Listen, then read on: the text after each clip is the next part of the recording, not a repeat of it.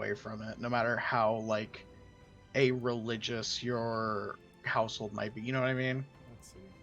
I Even get in it. Like We should be I back grew live, up guys. in an atheist household. We're And back we're back. live, So- and the stream is fixed. So, do you just Hello, want to start everybody. from the fresh? But yeah, sure, I'll take us back in, guys. Well, it's once again 8 and Monday. We're doing this again. Welcome to Technical Difficulties and Dragons Theology Edition. God save us all, or not, because apparently that's what we're doing today. one's probably more entertaining, I'm not gonna lie. All right. It's 8. It's Monday. It's time for some Dungeons and Dragons. I am your Dungeon Master, Cullum Coleman. Today, we have a full house with Aaron as Gareth the Warlock, Caleb as Torren the Cleric, Gwendolyn as Robin the Wizard, and Justin as Rockchild the Bard. Together, they are the Knaves of Venzor. Now, last time we had some unfortunate technical difficulties, and as such, the Mind Flayers appear to have eaten the previous episode, so sadly, Into the Mindscape will be joining Guild Law Lumberjacks in the lost video files for our episodes. We do apologize for this. It was a one-time unfortunate incident that has now happened 2 times, but hey, we're doing pretty good so far. 2 and 26, so about 13 episodes for a failure, right? I'm pretty happy with that as far as what we have, to run this on. Anyway, for those of you who, for all of posterity, we're going to go into what happened last time in a little bit more detail so that we can lose as little as possible. It was a real character building moment. Yeah, I know, it was such an emotional episode. So last time on on the Isle of Venzor, Torren began to have a mental breakdown from alcohol withdrawal while traveling across the rocky expanse of the Tywardearth. Robin's attempts to trick him into consuming alcohol were thwarted by some form of divine intervention for no real apparent reason other than it seems to make Torren hallucinate bars and crows. Following the crows, the Knaves came to a strangely homely, nest-like lean-to at the base of a tree. Inside, the Knaves encountered a strange forest that evoked home to each of them in a very personal manner. There they spoke directly with the Ascendant God Keramikos for the first time. Keramikos revealed to them that the Ascendant Nine had reluctantly chosen to intervene in the Knaves' affairs, and that he had been chosen to show them the cost of failure, for a champion had risen. Releasing their prisoner Wesley, each Knave received a vision from the god. Gareth witnessed a darkened and desolate wellspring that he had once held as both home and sanctuary. The whole of the Feywild had been withered and waterless, a clear sign that the blackening would spread to all things. Torren saw a funeral procession in the streets of Everness. The body of Caspian laid to rest in an open grave by grotesquely butchered ghouls of the people who one knave or another had lashed out against. The Green Devil, the Princess Amara, Colleen, Heaven and Hell. You know the lot. Robin found themselves standing on a sandbank in the middle of their former ocean home on the night it all fell apart. Only now the bodies were of the ordinary folk the Knaves had met in their travels across Venzor, and they bled black, not red, to darken the waters. Rune flew into a cave and looked in on a strange meeting of many folk with the sense that this was a real event they must attend. They recognized a few of the faces at the table, including Colleen, the Green Devil, and the Dewar. However, they were chased away and nearly assailed by a horde of bats bearing humanoid faces of the Knaves. Dissatisfied, the Knaves left the strange tree, which disappeared like a mirage, and embarked on a new day. As you may have gathered from that list, unfortunately, Rockchild was unable to join us for last session, and with that, I'll bring it in unless any of the knaves would like to add their own take on what happened last time. Oh, I found a bowl. Oh, yes, that's right. You did uncover a strange bowl that was also present in your visions. I still don't know what to do with it. It's just a bowl. Yep. It does have a fey rune for water carved in the bottom. Are you saying ball or bull? Bowl. Ball? Bull?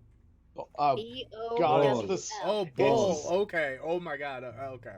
it's the sphere spear situation all over again. Again, this is English. Everything has a homophone. Bowl.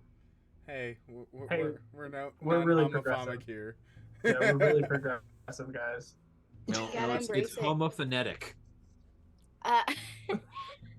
Robin, after their vision, had a full-blown panic attack about what to do and everything, and had Rune as their emotional support bat, and even got picked up by Torren as a way of comfort. So they are, yes, Caleb. So yeah, they were not doing good, and kind of came to the decision that they do have to murder someone. That they're not entirely on board with, but also kind of has to get their hands more dirty than they would have liked to. There's justifiable killing. Doesn't have to be murder. Yeah, but if someone else does it, they'll be like, "Oh, that's a justified kill." But like, if I have to do it, ooh. So that's kind of where they're at. Yeah, but it was very fun to play a panic attack on screen. Yeah. Usually you just do those in your room alone. Ouch! The honesty is there, but I'm not here for it. I'm here to be a horrible person because I have the internet to protect me. None of you can get to me in the immediate hour. Hey, Not Gwen, in you an need a hour, ride? but you do That's- too? That's where I think you're wrong in the fact that I feel like Caleb and I are both within an hour's driving distance of you. Yeah, We're true, coming but for you you. guys can't get to Yeah. me right now. You'd have to abandon the stream. That's I don't okay. think we'll do Yeah, that. we'll Oh, either no. way. Let's go. Caleb's going. Well, Justin's gone. Yeah, We I'll see do it. Justin appear behind Colin going, Yeah, "Oh, 2 hours my later, old two- more 2 shindig." hours later, 2 hours later, there's like a power outage. Just the background goes dark and then lights up, and he. I Just would just silhouetted back love there. if it wasn't hours later, if it was like seconds. Like you just see your lights flicker, no. and then I Yeah, appear like a just- shadow behind you. Just He's you are just- not the Slender Man. I am the Slender Man. We've He's all just seen it. standing back there, JoJo pose. He's got the So menacing. anyway, Jojo. with that, we're gonna begin. We're gonna begin a little bit before last session ended, actually, with Rockchild. Since Rockchild is technically still with the party, Justin, are you ready to receive your vision? Oh yes, show me what my nightmares entail. Wait, real quick, I want to mention that we said Rock was there, but he was actually just a rock with a piece of paper with a smiley face. They I took, like, a imagine that's paper my plate, drew a stand-in. smiley face on it, and stapled it to a boulder and called it you. Yeah, like that's Yeah. my stage stand-in. I appreciate that. That is high production value. I appreciate that. Yeah, that is what. So, Rock the Child. Yes. The forest, the great redwood forest around you, goes dark, plunging you into a pitch blackness in which you can no longer see even the other knaves with which you entered. The shadows begin to not so much dissipate, but shift and take form, almost growing darker. You find that you've not moved. The small table where you were offered drinks is still there, where the god was. The forests have returned once again, although they are changed. It is no longer redwoods, but more of the general logging-esque forest that you saw in Calchect. The trees The tweez. Trees. Tweez. I speak for the tweez, for the tweez have no tongue. The tweez has a wisp. The baby Lorax. The Lorax on Novocaine, everybody. Oh no! He had to get dental work done.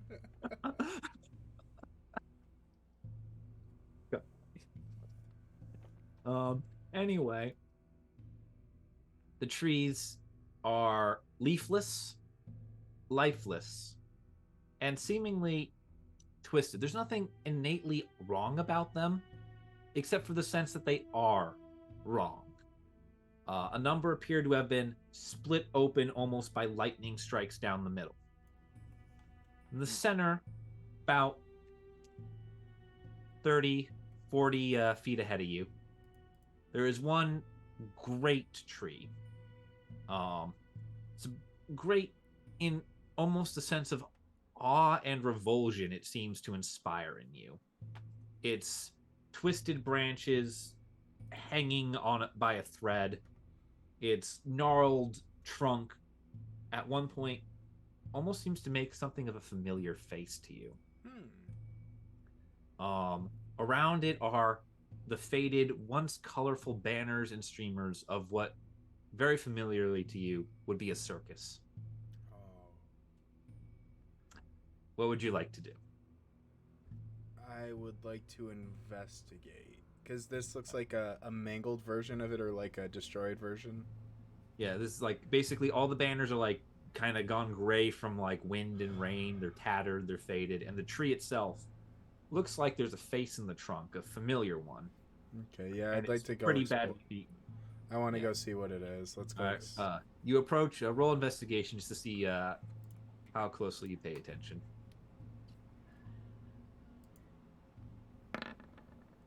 4! I'm so like disturbed by the scene. You are deeply disturbed. So much so that as you approach, as you focus in on the tree, the horrific realization of what you're looking at doesn't fully sink in until you're on top of it.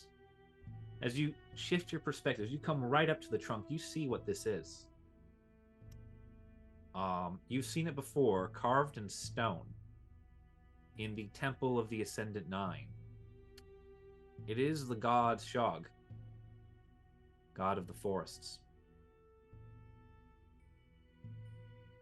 Desecrated and dead. You are so enraptured in this that it begins to rain. You don't even notice till you realize it's hitting you in large glops. You look up and it's not rain, but it's that inky black ooze which you felt in your dreams so many times, dripping down onto your arm, onto your shoulders, your back, even your head a little bit. Leaking out of it, almost with malice.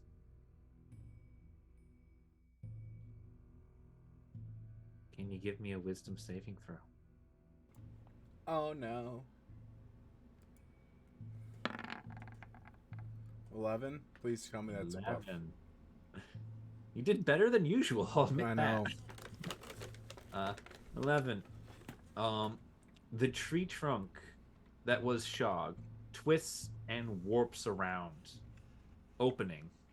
Inside, you see the familiar, beckoning black light with the silhouetted figure inside.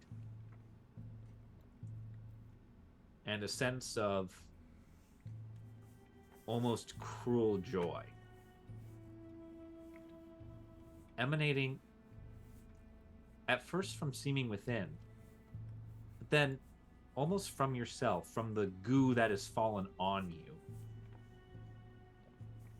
And you get the sense, the feeling, that whatever this is, whatever hellscape you're witnessing, you did it. And you're proud.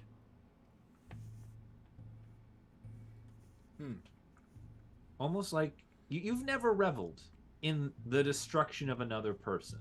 You might have reveled in tormenting them, teasing them, or otherwise bamboozling them, but never in something anywhere near this violent.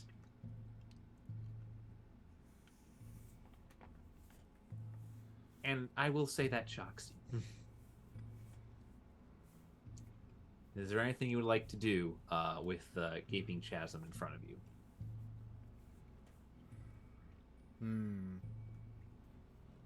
Can I investigate around it? I don't want to get too close.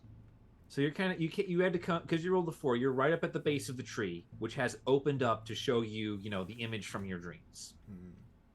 You're feeling, cruelty emanate from it and from you now because of the goo. What are you trying to get close to investigate without touching? I want to see if I recognize who the figure is. Roll me perception to sort of peer down and try and, see if you know who this is.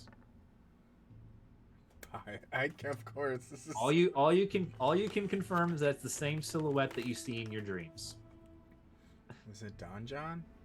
Or what's left of him? I will say with a 5 that you know for certain that this is the figure that greeted you under the term brother a few days prior in your sleep. This is that same inky black figure.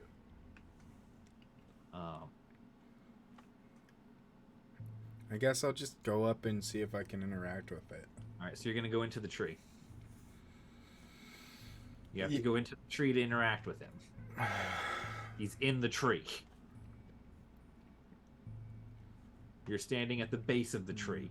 You're going to step in the tree. Before I step in, is there a way I could see what killed the tree? Because it is the god, right? Yeah, sure. I will let you roll a medicine check to attempt to assess the tree. Not nature? No. Medicine, because medicine is sort of how did you die? 10.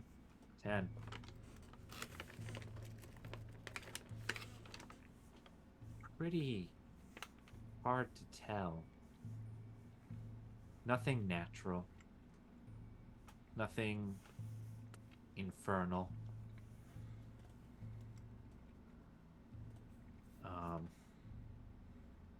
What weapon do you usually yield?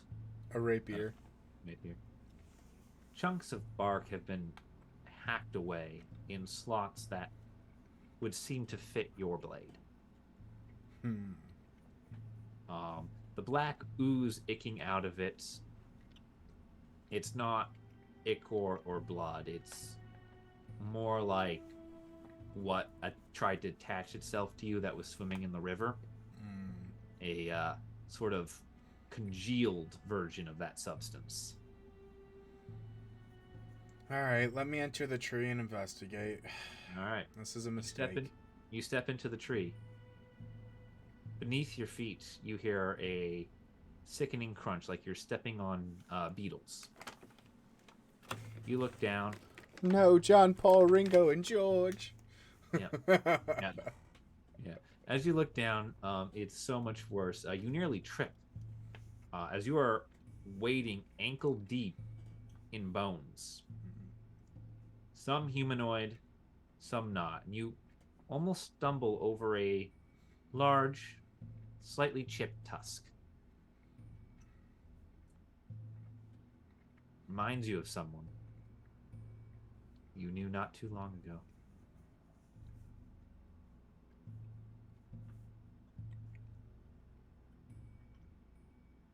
Wait, who has a tusk?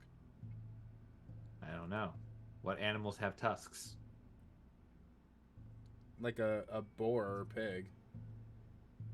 Wow, he's really taking that for investigation all the way to heart. Yep.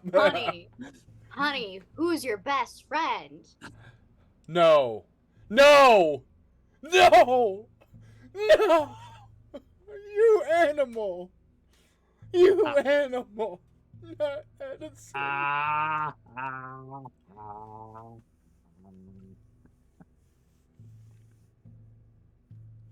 This moment was sponsored. I will kill you. I will avenge his death. With Yes, every- it finally clicks in your mind. It's Edison. And over there, well, that little one's probably Robin. That one there, well, those goat horns might have been Caspian at one point. And that smelling one, that's probably Torren. Can I just pay like a tiny, like littlest homage to Torren as I walk past? Yeah. Yeah. It's Yeah. what he would have wanted. Yeah. You step on a mace and see a hand still clutching it. Gareth. I'll just make sure he's holding the mace close to his heart, true to like original orcish tradition. Yeah. Yeah, it's just as you wade through, you can sort of see kind of flowing through the bones, almost like tendrils or snakes weaving their way up to the central perch. You can see slightly suspended in the air is the figure, and it's been a long walk for what should be like a 2-3 steps around the tree. Yeah. As you approach the platform, you can see the figure is both you and not you. It has your face, has your generally orcish features. It has your clothes, the ones you're wearing right now. But the skin has been bleached yellow, and the hair flows back in thick, long, braided tendrils. Similar to someone whose crystal you viewed under the, in the, under the library. Don John, my friend. Is this what you have become? Not Don John? What's his what's your intelligence modifier? Wait, I definitely viewed Don John's crystal in the library. Oh, you viewed someone else's too, didn't you? Oh, yeah, I did not think about that. That's the one who originally embraced the darkness. Because remember, Don John, appeared as a stuck-up gnomish wizard. Okay, yeah. And someone else appeared as a yellow-skinned gif with long dark tendril-like hair. So I'm imagining that's also Rockchild's like thought process of like eventually getting to the point like, wait, no, you're the one that embraced the darkening, the blackening. Yeah, I'm looking at this like, how bad was I at describing these people to you? Look, I have a 1 intelligence modifier, so it's not that great. It's slightly above 0. Yeah. Better than your wisdom. Yeah, that's bad. Yeah. All right, so I do want to ask him, like, you're the one that embraced the blackening. As you have and will.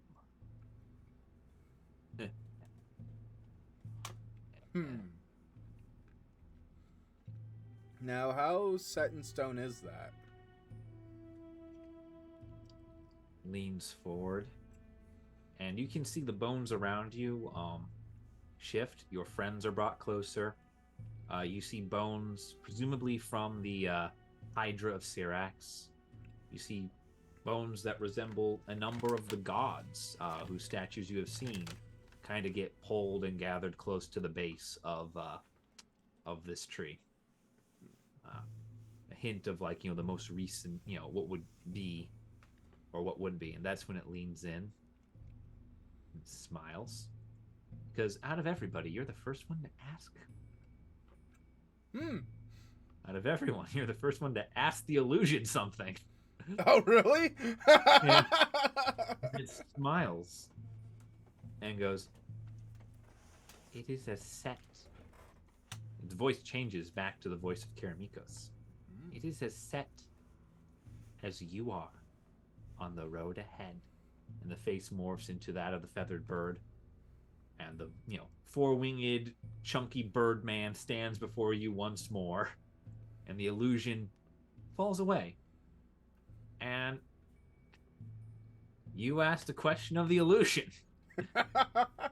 Congratulations, Justin. I'm gonna need your reference to roll things real quick. Okay. But where's my table? Where's my tables? Tables, come back here. Ooh, I won! I won! Yep. There it is. All right. So I'm going to need you to call out for me a roll of a D100. All right, how do you want me to call it out? Basically roll it and tell me what you get. Sorry. Oh, okay.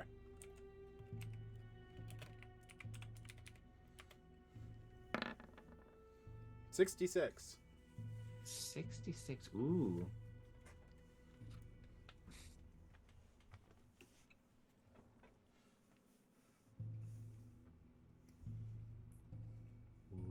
Oh, this is far. So 66. Let's see. 1, 2, 60, 66. So I'm scrolling through this really slowly, trying to find it because you won yourself a small boon. A small boon? Yeah, you won yourself a boon. Oh.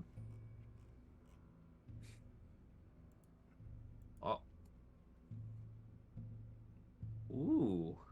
I love how you traumatized us all and we didn't ask any questions. And Justin's just like, so I killed people. Yeah, he took let's it. Let's just be curious. He took it like way too well. It's driving like that was in there. It's like if you questioned the illusion, if you asked it what it wanted you to ask it, if you spoke out against it, it would do something, and it was a chance it would reward you. It's a very fickle god. Motherfucker. What? Well, it makes sense for Keramikos to be the one to grant you this. Congratulations, you've been given the boon Psionic Reach. You may now cast the telekinesis spell once. Just once in general? Yeah, you can cast it once. It doesn't cost you a spell slot. But you know the spell. Interesting. Yeah, I'll get you the text in a minute. Okay. Yeah. So he can just cast this once in like a day? Yeah, I think it's once a long rest. Ooh. Speaking of which, I'm still dinged up from the fight 2 sessions ago. Did we get a long rest since? Yes, you would get a long rest after this meeting with the god. Oh, okay, perfect. You get the effect of a long rest. Huh. Yeah. All right. So I I'm see why Torren likes Keramikos. Yeah. So you're gonna. Yeah. So I'm gonna get you the. I'm gonna get you the text. So you're getting you're getting minor psionic reach, which is why I'm calling it, because that's my version of psionic reach. Because I think psionic reach is super overpowered. There you go. Oh, poor Edison. Yeah, you witnessed something traumatic. But yeah, that's your vision. God damn. How do you spell psionic reach? PSIONIC.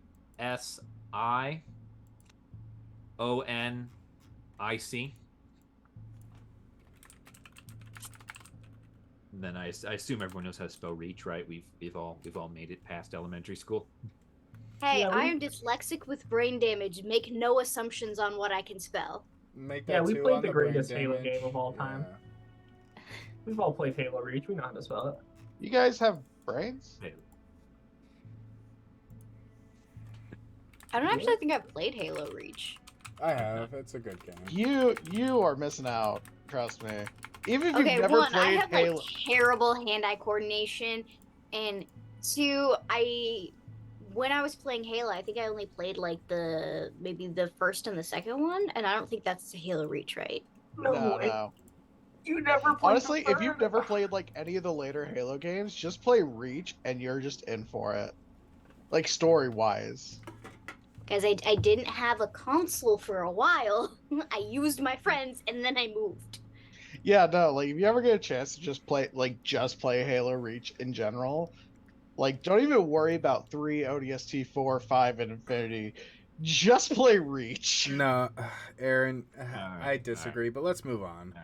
All right. Okay. We can. You guys can have the nerd fight over this game that half of us haven't played before. At the end of the session. All right. Yes. So Yeah, it's going to catch you back up. You're released to a new day. It is now the 3rd of Elephos, and you are on the road again. The tree has vanished like a mirage.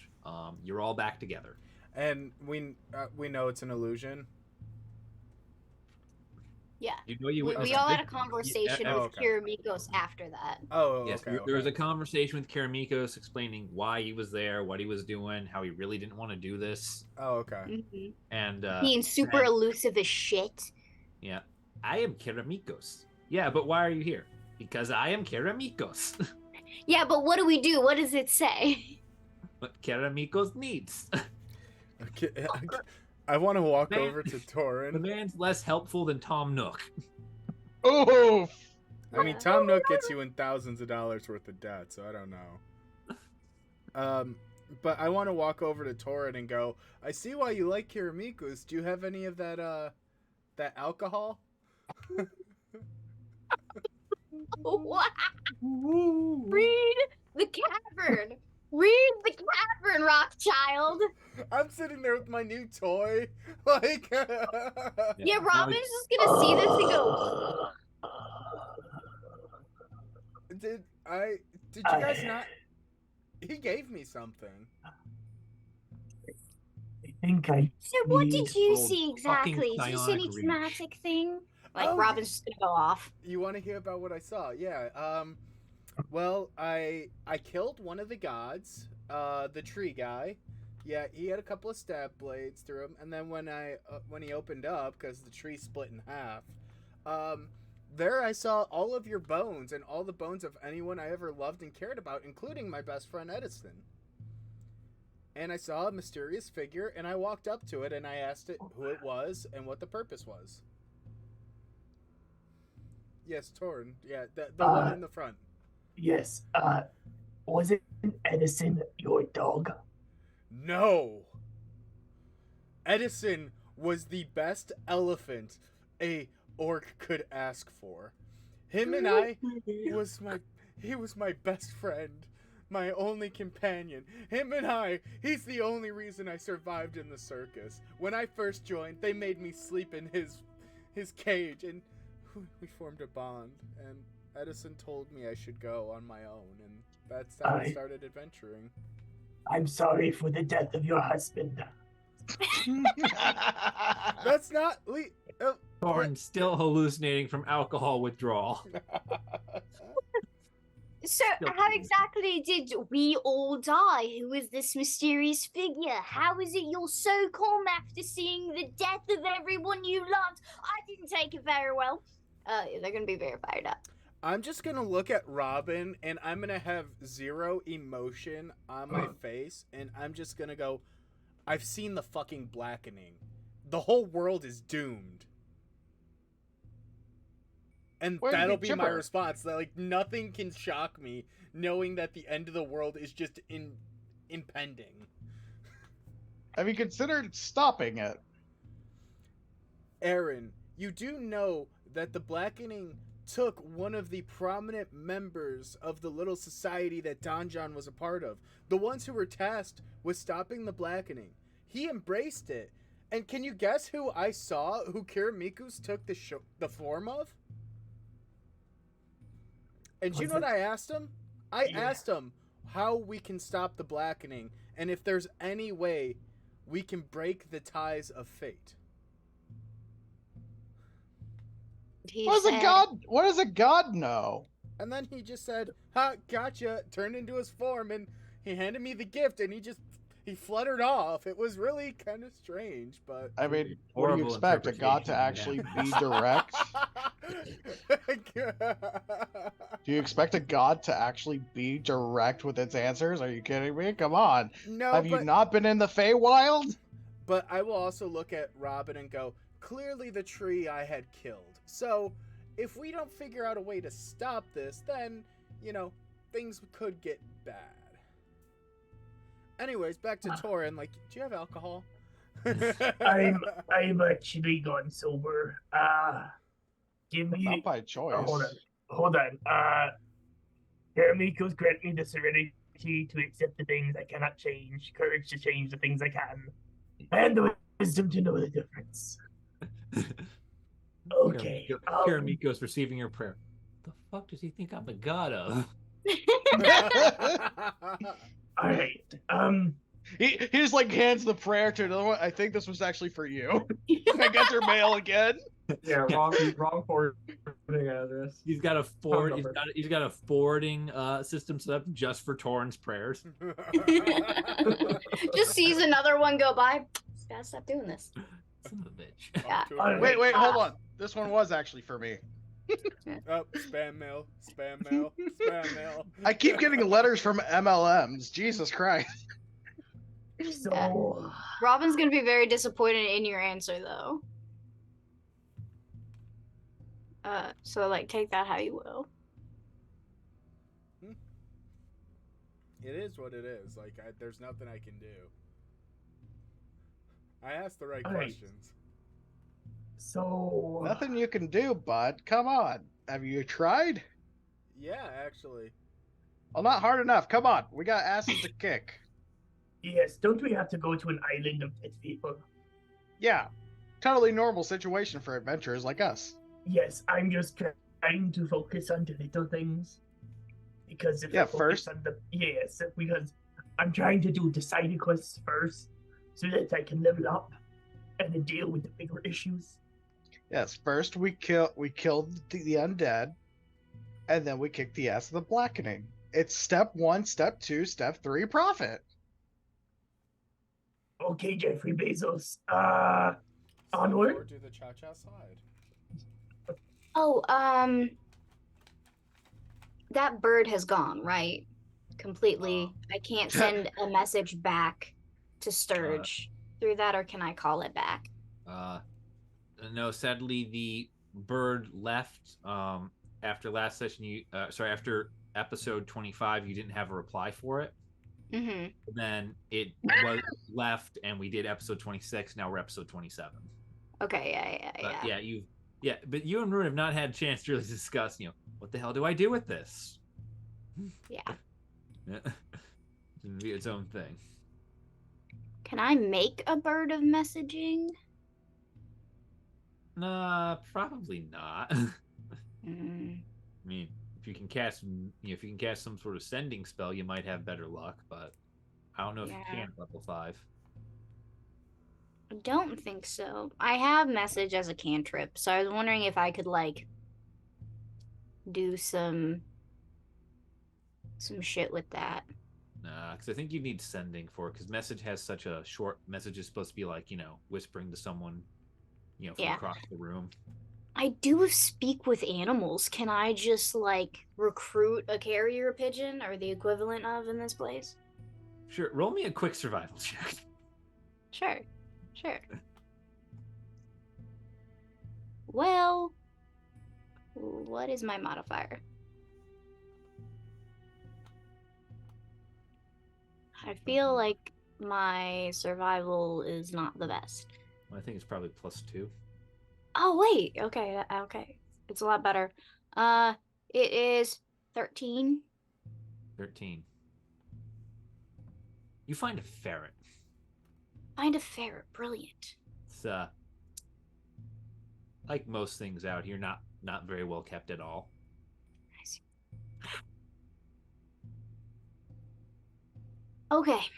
I find a ferret.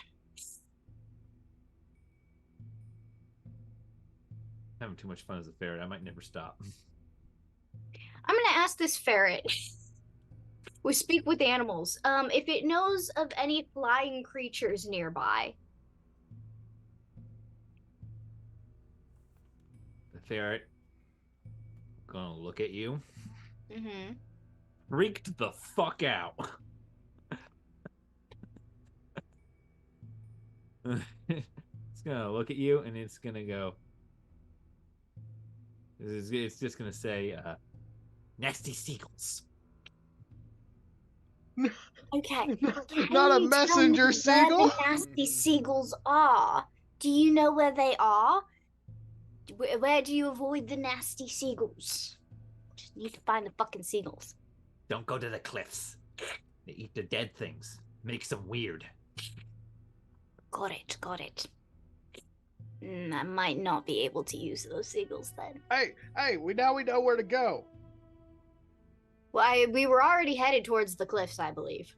Yeah, but now we know where to go. And we know to be wary of the seagulls.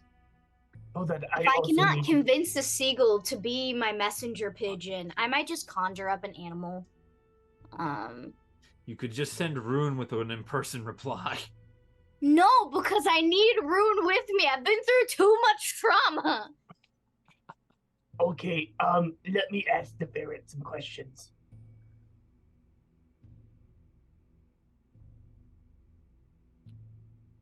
Torren, I know you can't speak with animals. No. Hold on. Not them. Are you? Who are you? This is my territory. Oh, shit. Oh.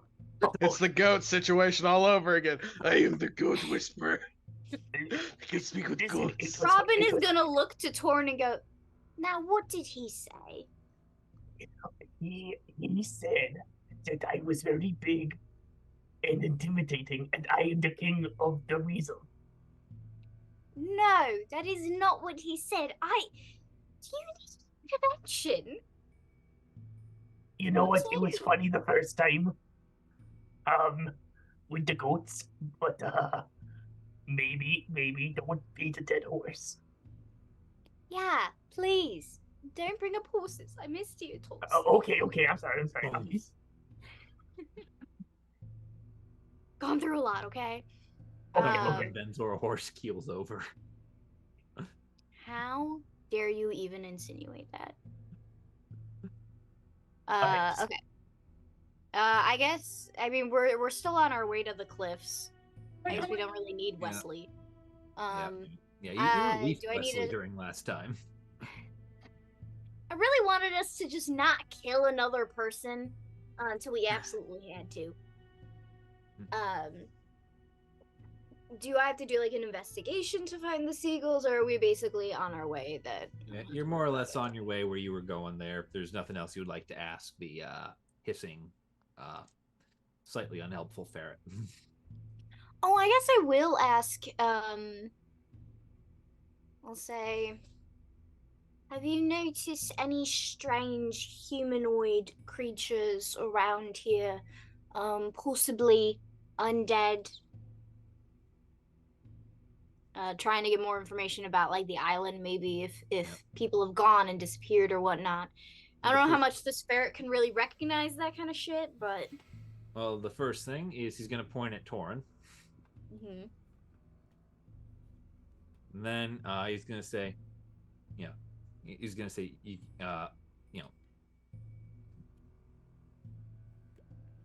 gonna warn you to stay away from the black cactus. The black cactus. Yep. All black cactus. Got it. No black cactuses. Okay. Is he People, yep. the sea urchin? The tall black cactus, yeah. Most of them, he's like, bad meat comes out. Oh. Bad meat comes out of the black cactus. Very tall. That's I don't think meat's supposed to come out of a cactus. Shh. Continue. Big cactus. Big, big, big. Right. No, I get it. Good. Many Okay. will fit inside. Some like you go in sometime. Yeah. Don't come out again. Bad meat. Okay. Yeah. Torren's just like nodding along, like, okay. Robin's rolling their eyes a little bit, like, okay, just I'll let them play along. All right. Yeah. The ferret's response this whole time is basically, the homeless guy screaming, "Get out of here, Grandpa! This is my dumpster."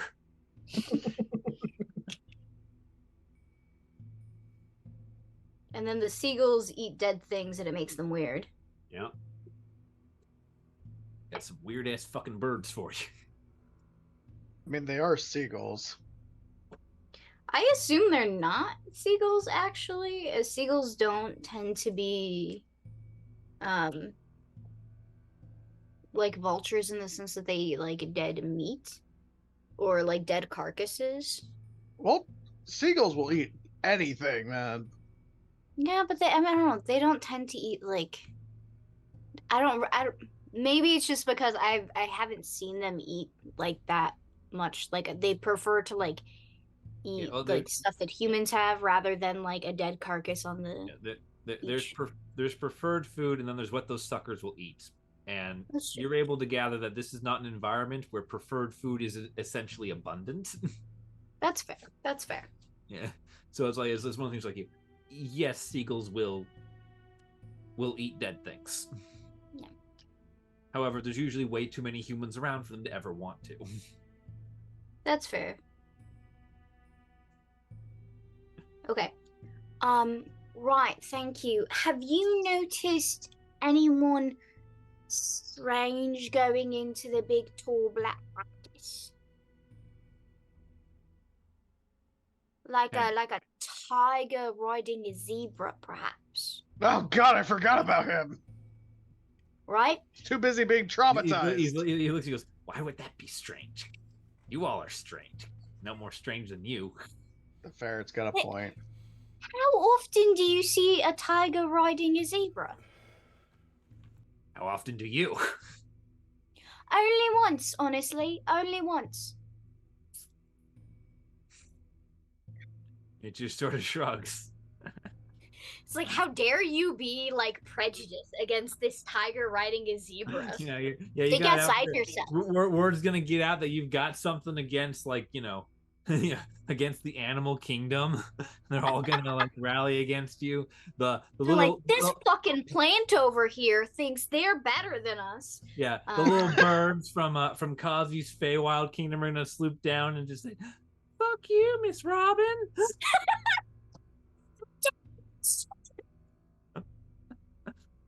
They're gonna do the worst crime ever, misgender. Yeah, you can't do that. I'll lightning strike them if they misgender me. The birds have it coming anyway. Let's face it. Yeah. Okay. All right. I'm gonna thank the ferret for its time. For their time. I'm just making animal noises for the rest of the show. And I'm gonna take out like whatever kind of like rations that I have, and I'm gonna break off a little piece. I'm gonna give it to the ferret that I think that it would eat. All right, sure, you chucked for that. Yeah. For your time, thank you so much. Just Tasmanian devil. Yeah. So unnecessarily ferocious. I love it. It's beautiful. All right. I'm gonna relay the information to the party, and I'm gonna comment being like, obviously the tall big black cactus is the tower, and they've seen a lot of bad meat, aka zombies, lynches, whatever you want to call it, coming out of the tower, and honestly this might be affecting the seagulls as well. So yeah, I guess that's also, apparently it's not weird to see a tiger riding a zebra around here, so I guess there's a lot of rush shocker. That other one just comes and goes quite frequently. I mean, to be fair, I've definitely seen weirder. Okay. I'm not used to this realm yet, guys. What has it been, like a month? Well, Actually, a little less than, because you arrived, I want to say, the second week of Maris, and Okay. you are just closing out the first week of Eliphos. So you've been here for about 19 days. Right. Guys, hasn't even been 20 days. I'm not used to you land people. what do you mean, you land people? What do you mean, you people? I mean, I'm from an underwater face city, and y'all are confusing as shit. It's That's not what my I fault you're mean. maladapted to this land. Yeah, go back to the ocean, Yeah, I go back to guess. where you came Jesus. from. Misa, no, a Alright, safe place. fine. It's a hidden city. Okay, fucking Jar Jar Binks over here. Underwater city. Misa, no, a safer place. It's where Misa grew up, is the hidden city. Jesus Christ. Don't Jar Jar Binks Robin like that. That's rude. They're secretly the Sith this entire time. I knew it. Misa, Dark Lord of the Sith. You saw die now. Call that getting Jar Jarred. I'm seeing a mouse-shaped shadow on the horizon, so let's move on to the next topic. All right. Yes, you guys have gained a little bit more information. If there's something you'd like to do. I think continuing on, I'm probably gonna continue to have talks with Rune kind of by myself about like the vision they saw, the vision I saw, and negotiating like what we're gonna do path forward regardless of anything else. And my plan to send out a message if they have any ideas. Yeah. They probably won't. Well, Rune is largely your character. I can play as them for a little bit, but No, you're good. I'm just saying that's what I'm doing as we go, so that I can just, as you guys are role playing, I can come up with stuff on the side. Yep, sure. So after a bit more walking, the day winds into the afternoon, and I would like perception checks from everybody. Oh, damn it.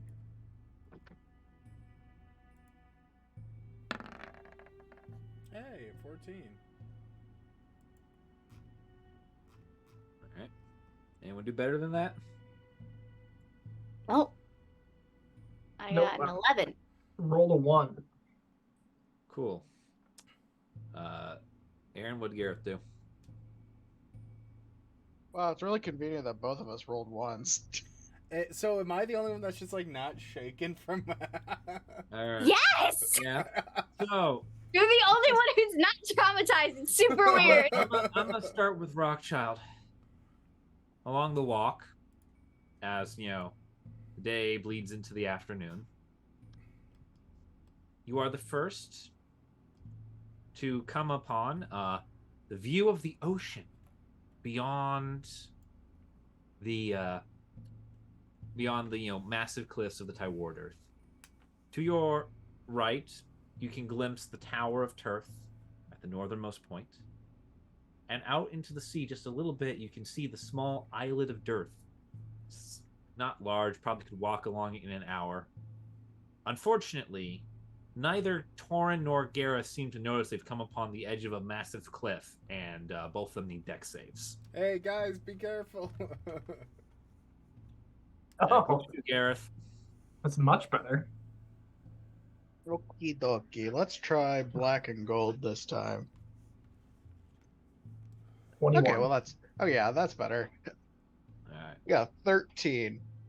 21 and a 13. You both managed not to fall to your death from the massive cliffs. However, I just imagine it being like the fucking Looney Tunes situation where we walk and we suddenly look down, we realize there's no cliff. yeah. You gotta like run in the air. Yeah. Yeah.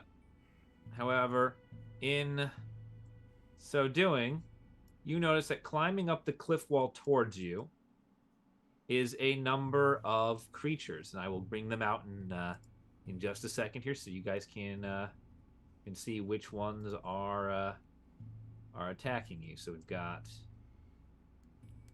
1, 2, 3, and 4. Ooh, pretty lady. Yeah. Robin, no, you're a child. I can So still they're think climbing- she's pretty. So you guys are more or less up here. I'll say Rockchild and Robin, you stopped a little further back because you saw the cliff coming, and Garen and Torren, you're a little bit further forward because you almost walked off. They're right below you. They've almost completed their climb. At the head of them is a young woman dressed in the robes of a mage, and behind her are 4 shambling corpses. 3 appear to be recently deceased, and the one that currently has a different image and is placed on her left, appears to be more fetid and waterlogged. They are scaling the cliff freestyle up to you. The nearest one is about 10 feet. The furthest is probably 15 or 20 below Okay. you. Everyone, please roll initiative. Dun, All right, dun, let's dun, do dun, iron. dun, dun. I'm going to keep the sad music playing because someone's going to die in here. As Oh, long as it's Oh, not me thank this you, time. sweetie. 21. I love how much you believe in us. 23. 21 as well. All right. Dibs. Guys, we're rolling really well. I got an 18. All right. So, This will be the last time we roll good. all right. So Gareth and Gotta go Torren out with a tied bang. at 21. I called dibs, so I went. He called dibs. All right, we'll do that. All right, so it'll be, all right, I'm gonna mark this down here. Rock, Gareth, Torren, Robin, and then it's gonna go. Let's see who rolled which thing. Let's see. Okay, so you're gonna be at the bottom. Yeah, you were definitely at the bottom with that roll. 11 and Spotlight lives in my religion. last roll was, oh wow. All right, so then it's gonna go the mage, then the big zombie, and then the other 3 smaller ones. So first up is Rockchild. Rockchild, what would you like to do as these things are climbing up the cliff towards you? I would like to walk towards the edge of the cliff, and I would Yep. like to look down. And I Yep. would like for in the distance the echoes of someone saying clap, clap, clap, slap, slap, slap. Oh no! As I'm gonna thunderclap them off of the edge of the cliff. You're gonna Sure, thunderclap the mage? Wait, how close? What's the range of thunderclap? 5 feet. So if I'm at the edge of the cliff, are they Well, right beneath me? The nearest one is 10 feet down. Oh. They are 10 to 20 feet below the lip of the cliff, climbing up when you almost fall off, when your party members almost fall off on top of them, and they look up and see you, and you look down and see them, and you necromancers, And witnessing. I am 5 feet next to you, so please don't thunderclap. Well, that's why I stepped forward, to be fair. Yeah. Well, which would I'm hit her. still It would kitty still corner hit- to It you. would still hit Gwen's character Yeah. because it's a complete circle. But yeah, so the nearest one is 10 feet down, then maybe 15, 15, 20. They're free climbing up the side of the damn wall. I don't think zombies could climb. Oh, they can. Technically, anything can climb, just at reduced speed. Well, there goes my zombie apocalypse idea. Have you seen World War Z? I was hoping for more Walking Dead. Now that really threw a nix in my plans. I'm trying to think. I know. Yeah, I know. It's fun. I put you on top of the cliff instead of at the bottom of the chasm for once. Have you considered throwing a rock at him? You know what? I'll cast Crown of Madness. No, on them. he's Rockchild. He will throw a child at them. Robin, run! Torren, help! All right, who are you hitting with Crown of Madness? The human. All right, you're gonna hit the mage. Okay. Why are you attacking the mage? All right. She's probably so puppeting the lich. Wisdom saving throw for the occultist. All right, this is a homebrew character too, so this is gonna be fun. All right, what's their? Ooh. Oh, they are What'd you not a wisdom based. They are not a wisdom based caster. That's a good trick. What'd you roll? That's what I'm rolling right now. Yeah, no, they rolled single digits. Okay, yeah, so they fail. They failed. Yeah, yeah. No, I'm just saying like that's good. You know, this isn't one of the. This is not a wisdom caster. All right, so they are now affected by Crown of Madness. So it must attack someone within its range. Yeah, so right? I'm able to have them attack other people now, right? So yeah, it attacks a creature. It makes a melee attack against another creature other than itself that you mentally choose. So I will say, because how it is that you can have them on their turn. You can on your turn you decide this. Yeah. They would be again since they go first. They would be next to this one and this one. I'm gonna go for this one here. All right, yeah. Have them attack them. Yeah. If you choose no creature, no within suites, choose. Yeah. All right. I think it can still move. It's just you get to make it stab people. Yeah. Okay, and I think that's it for my turn. So I'm gonna actually take my movement to move back a little bit, give myself some space. So I'm gonna, yeah. Oh, this is a good for Crown of Madness, a little like broken skull. All right. Yeah, that's fair enough. You don't provoke any opportunity attacks because they're still 10 feet frickin' down. Yeah. Next up is Gareth. As the sad music continues to play. So it's not. So the mage is an occultist. Like they are a baddie. Well,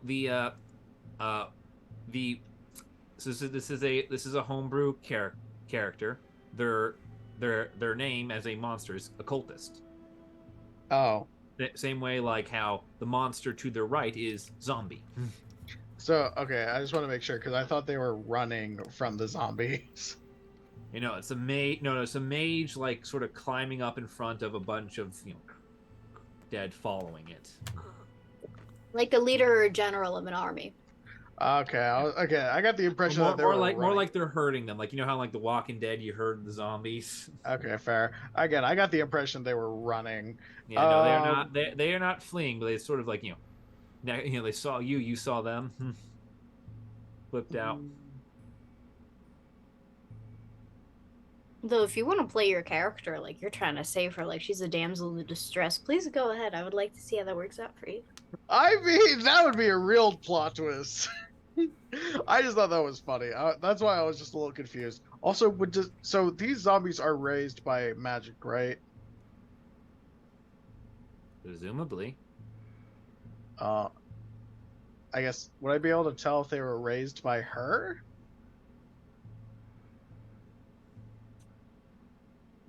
By like, be like an Arcana check or something. By like, if you want to spend your action trying to assess, make an Arcana check as to how these dead are functioning. I will let you spend your turn making like an Arcana or a Nature or even a Religion check to understand the function of undead. Well, for me, it was mostly because I wanted to know if Dispel Magic would dispel the magic that brought them to life. I will say you're a caster class, right? You're primarily right. Warlock, yeah. Yeah, well, so you're largely caster class. Zombies don't fall over under Dispel Magic. Okie dokie, got it. That would be if like there was like say a magic relic on a person forcing them to act as a zombie. However, no, they're an undead creature. They're whatever magic has brought them back to life has done its work. Well, all right. Try to true Eldritch Blast. Try to knock at least one of them off this cliff. All right. You're aiming at one of the zombies. I get 2 beams, so I'm gonna aim for uno. All right. And dos. All right. So you're going. All right. So you're going after zombie 1 and zombie 2. All right. Actually, no, wait. Torren's right here, so he can deal with that. So dos and tres. All right. Z2 and Z3. All right. Go for it. Alrighty, we're going black and gold and iron. Yeah. Okay, so black and gold is dos, plus 5 to hit. Yeah, oh no, plus 7 to hit. So dirty 20. Yeah. And then the other one, and then Z3, I got 10. All right, so you'll hit both times. Oh, okay. These are zombies. They're not, particularly. And it's 1d10 for each. Okay, so again, black and gold. Yeah. And fuck, I threw one at myself. All right. All right, so for Z2, that is 6. And then for Z3, it's 10. And this is force damage, correct? Yes. Force damage. Right, so, yeah. So that will take that, and that'll take that. All right. Next up is Torren. Torren, what would you like to do? Do they not have to roll for, like, to make sure, like, a dexterity since they're climbing and they get hit? No, they're not going to have a dex. They're not going to have, like, a dex save or fall into the ocean. Oh, it's an ocean cliff. Oh, okay. Yeah. Sorry, no. This is the ocean. Yeah, I don't have a good ocean cliff thing for me right now. Seafoot maps make one. But like, this chasm, like we're basically playing it off as like you guys have come to the edge of the Tywardearth, and these people are climbing up from the islet of Dearth. Okay, gotcha. All right. So at my turn. Yeah. Just like. Oh man, I should have used Shatter. I'm just like almost about to fall, and I'm gonna cast Spiritual Weapon. All right. Bonus action to cast Spiritual Weapon, which I will designate. Yeah. It rolls when you press cast. Yeah, but here's my. You want it to be next to like these guys, right? Yeah. All right. Who are you swinging at with it? I'm gonna swing at the green zombie, the one that's different. All right, you want the big one. All right. I do, and it's a D8, so I assume an 18 hits.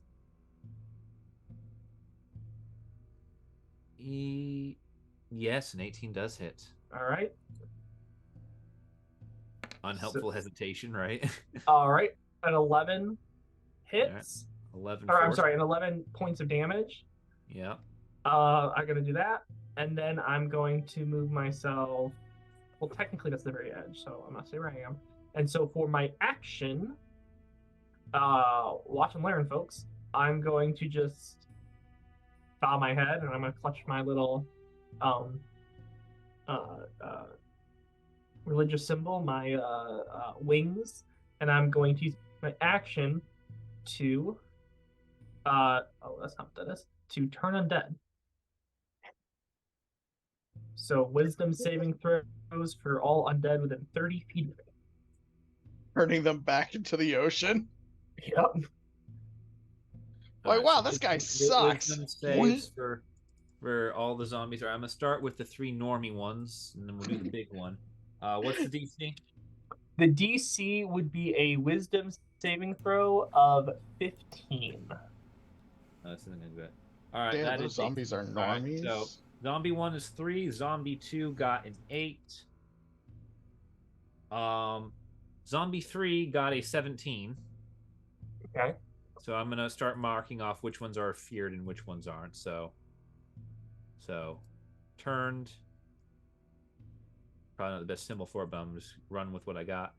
Turned, and then the big zombie, big zomboy. Who's gonna have the heart? That's he nat 20. That's safe. Hey, you know what? 50-50. It's all good. Yeah, no, it's pretty good. Yeah, you also got the one that's got like no damage on it running away. All right, and with that, I'm going to take 2 steps back. 1, 2. I'm gonna put my hand on Robin, like, oh, we should back up.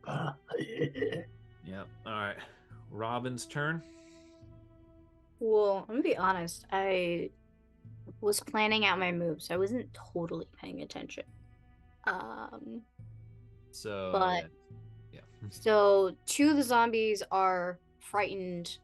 The Crown of Madness is on the mage.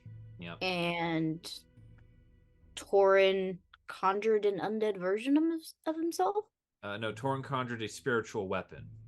Spiritual weapon. Okay. Yeah. I'm gonna shrink so we know which one isn't. I'm gonna set his dimensions. so that he's at half size, so that we know which one is him. Okay. Wait, That why way should you- we back up? Did you like set off a bomb or something? No, it's just undead. They're bad. Oh, okay. The zombies are coming up the cliff. That's all. Oh, okay. Okay. Alright, because my plan was to go to the edge of the cliff and start dropping cannonballs on them. But I can change that plan. I will use magic missile. All right. You might want to. Yeah, I think you have to come up to the edge of the cliff to look down and cast it because it's a creature you can see, right? Yeah. Is that close enough? Yeah, that's close enough. You just had to move the 5 feet forward into this general line here. Okay, and I'm gonna cast it at 2nd level. So I'm gonna do 4. I'm gonna do zombie 1, 2, and 3, and then I'm gonna hit that bigger zombie. So each of them are gonna get 1. All right. So the first zombie takes 5. First zombie takes 5.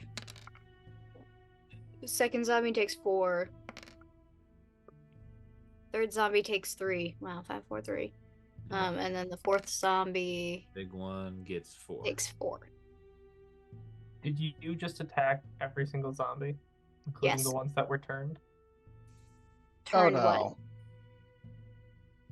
Wait, you turned the zombies? Yep. No longer Uh, running away. They're no longer running away, I guess. Damn. All right. I told you I wasn't paying attention. Yeah. Me to the teacher every time they Yeah. ask a question. They're afraid until someone hurts them. I didn't know that. I wasn't paying attention. That's why I was like, this is what I know. That's What else The should I text know? of the spell is in the chat right That's above what okay. rolled. Yeah, but I can't see that because of all the windows I have open. Yeah. All right, that's fair. Still, it's just I love the party misplays. We shot. It's like, what? You shot who? You shot what? Zombie just turns around and goes, "Ugh." You know what I think would be a Will really... the DM let me move my spells away? I'll let you move No. back off the cliff, but No, it happened. It's you fine. did it with such confidence. The zombies are coming. Okay, all right. I'm sorry. You did It's it with okay. such confidence. I feel like since all of us are full-sized beings and then we have like a child, I feel like we should just have to outrun the child for all the zombies that are coming, Yeah. and that should be our escape plan.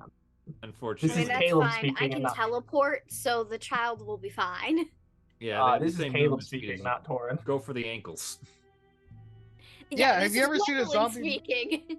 I mean, to be honest, have you ever seen a zombie get very far without any ankles? I don't think so. All right. Wait, so- question. With the telekinesis boon that I have now, can I hold the child in place as we Oh, run away? You God. cast the spell telekinesis as the spell telekinesis is written. You get to do that once. A day. Yeah. Just gotta save it for the right Also, moment. I don't think teleport You is can- affected by that. You can move the creature 30 feet on if they fail a strength check, a contested strength check against you, and have them restrained.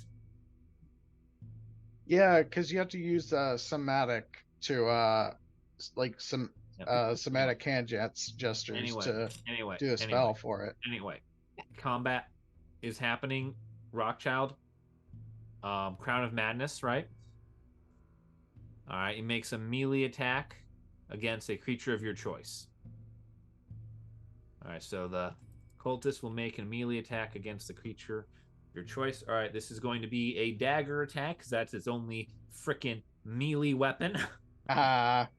And it will +3 to hit. Rolls a 12, which I think will just get him. Yes, it will. So that's going to do...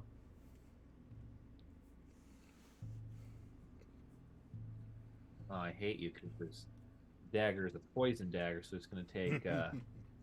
takes 5 piercing. And it needs a Constitution saving throw, or else it will be poisoned. Well, that's going to be close, so... Oh, it just makes it. Oh, that was going to ruin my day. I wish it would have. That was going to ruin it. All right. Then I think they continue moving as normally. So they're going to spend 10 feet of movement to get up the cliff. Or 20 feet of their total movement because it's, 10 feet up for 20. They've got 10 feet left. So they're going to... actually, they don't want to get any closer to you guys. So they're going to... That's where they're going to stay. What? The mage does not want to get into melee with everybody. That's what's happening. So that's going to be their Zombles. Going to take all the Zombles movements to get... no, I'm sorry. It's the big Zomble first. So big Zomble uses... uses 20 of his 30 feet to get up here. Big Zomble is gonna walk. Oops, sorry, Tiny Torren. Big Zomble is gonna walk one bit forward, and Big Zomble will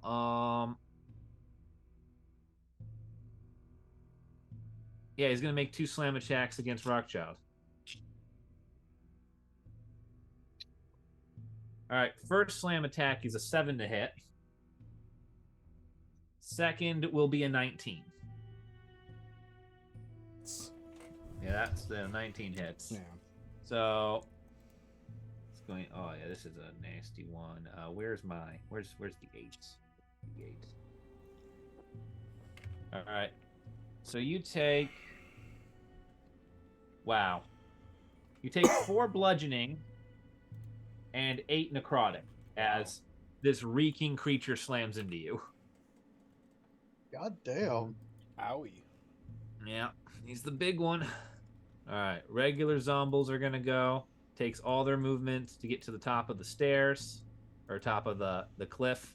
They come over the edge right on top of Gareth, so all 3 Zombles are going to make their slam attacks on Gareth. Fuck. Zomble 1. 19 to hit. Fuck. Zomble 2. 5 to hit. Yes. Zomble 3. Nat 20. Fuck! All right. First Zomble does... Oops, dropped on the floor. Does 7 points of bludgeoning damage. Boo! Second Zomble does 8.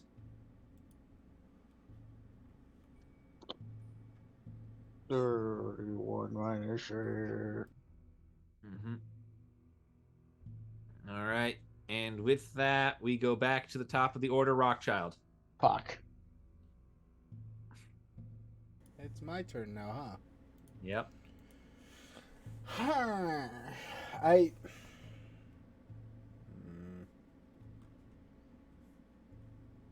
We are so losing this fight. Okay. All right, I'm gonna We need to be optimistic. I'm I'm on the side of the zombies here. We are so losing. I'm looking at my stats right now. Realized. So I'm going to cast Bane at 2nd level, which should give me access to 4 creatures. FYI that... Oh, hang on. What? Before you do that, can I get a Constitution save for Crown of Madness? A Constitution save for me? Yeah, isn't it? It's concentration, isn't it? Because you got hit by the big green boy. Yeah. Oh. Yeah. So I need a Constitution saving. Yeah. Oof.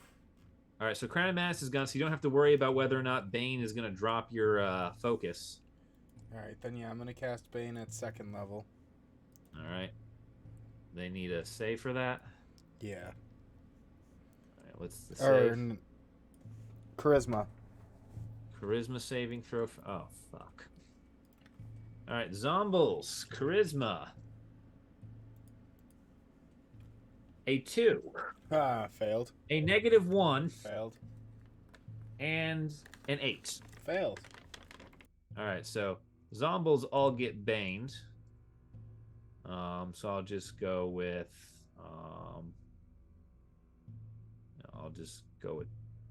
Bane.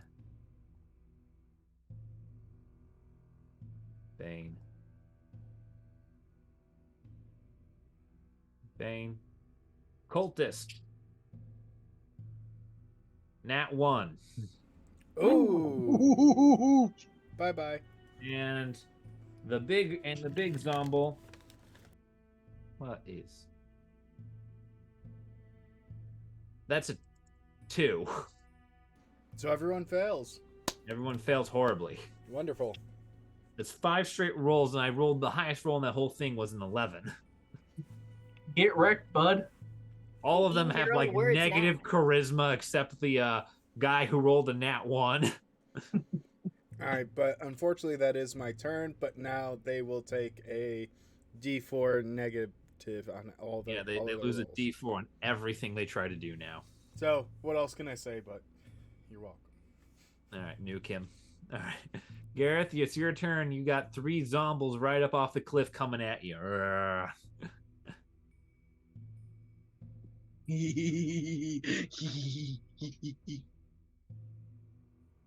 Shatter.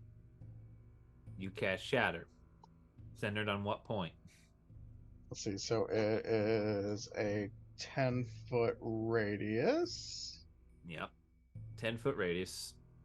So that means it's gonna go. You know, if you cast it on yourself, it's gonna go 10 feet in every single direction. What if I... One. Oh, so if I cast it here, it's gonna hit me too. Yep, because you're in the radius of it. That's the downside of being able to move it. Is unlike Thunderclap, you're not immune to it. Sacrifice yourself for the greater good. Okay, so it looks like if I hit him here, it's all 10 feet, really. Yeah, you can cast it 10 feet off the cliff and just blast everybody. Yes. All right, yeah, so you do it there. All right, what's the rules for Shatter? It's the save, right? Yes. A creature takes 3d8 damage on a failed or half as much on a successful for Constitution. All right, so I got the D4s and I got the D20s. I got my d8s. All right, so first pair of zombies, so Zombie 3 and Zombie 2. DC 15. Right. Zombie 3 rolled a total of 1, thanks to the Bane. Zombie 2 rolled an 8, thanks to the Bane. All right, so they both fail. Zombie 1 and the Occultist. The Occultist rolled a nat 20. So I'm pretty sure they're safe no matter what, just given how the math is going to work. Oh, wait. I get a 4th d8. Yeah, if you upcast it. And the third zombie rolled, the first zombie rolled a total of 11, which I believe still fails. Yep. So all the zombies fail and the Occultist succeeds. 4 d8s. Yeah. I get to break out the dice Gwen got me now. Yeah. And I believe that was for half damage. Yeah, on successful. Yeah, all right, so half damage to the mage. So give us the total and we'll deal with it from there.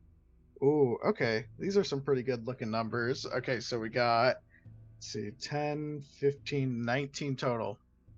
All right, so you did a total of 19 damage. So it's 19 to all 3 of the zombies, who collapse into bones, dust, and rags, and fall back off the cliff into the water. Woo!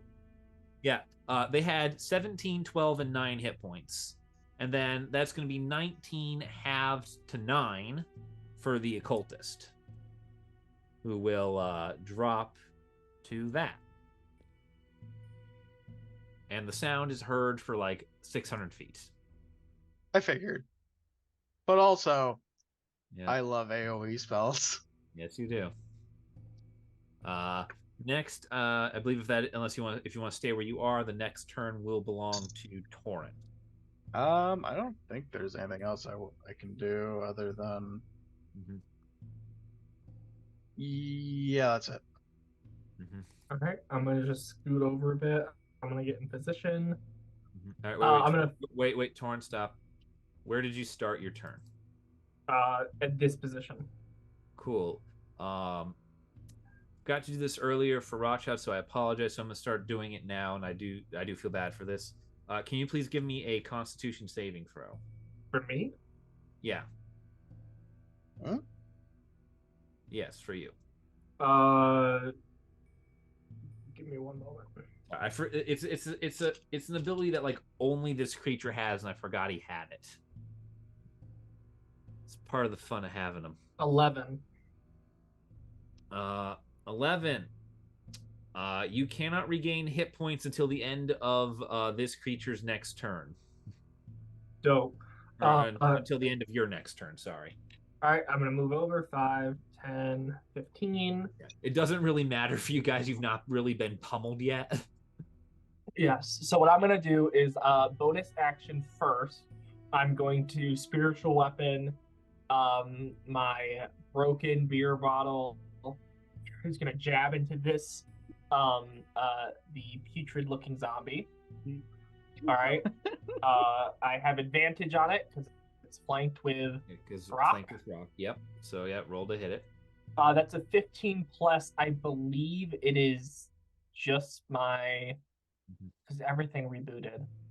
But it's a 15 plus. Spiritual weapon is plus my spellcasting ability modifier, which is it's my spell attack, which is 7. So it's above a 20 to hit. Yeah. So yeah, it'll hit. All right. So a D8 plus my wisdom is the damage.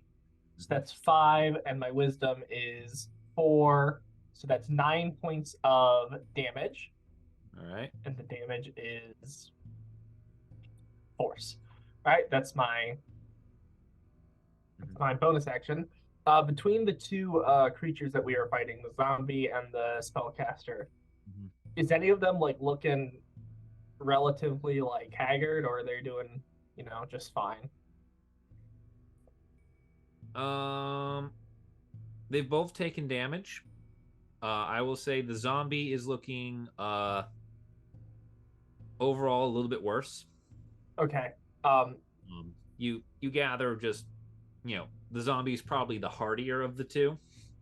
Perfect. Given the fact that, the other one is a little mage. All right. Also, I realize that my sneak attack only works if the creature is engaged, and the only thing that's being engaged is the zombie with Rockchild. So, action, crossbow comes out, and I'm going to attempt to shoot. That's a 16 plus. My crossbow is 7, so I assume that hits. Yeah. All right, it's a D8 plus 4 plus a D6. Gotta get someone with a damn armor class in this fight. So that is a total of 14 points of damage with my sneak attack to the zombie. All right, I am definitely doing that next turn. Yeah, I feel like Norman Reedus just. This is I am definitely unleashing the full force of this build on you next turn. All right. That's going to take us to Robin, I believe. Robin, can you please give me a Constitution saving throw?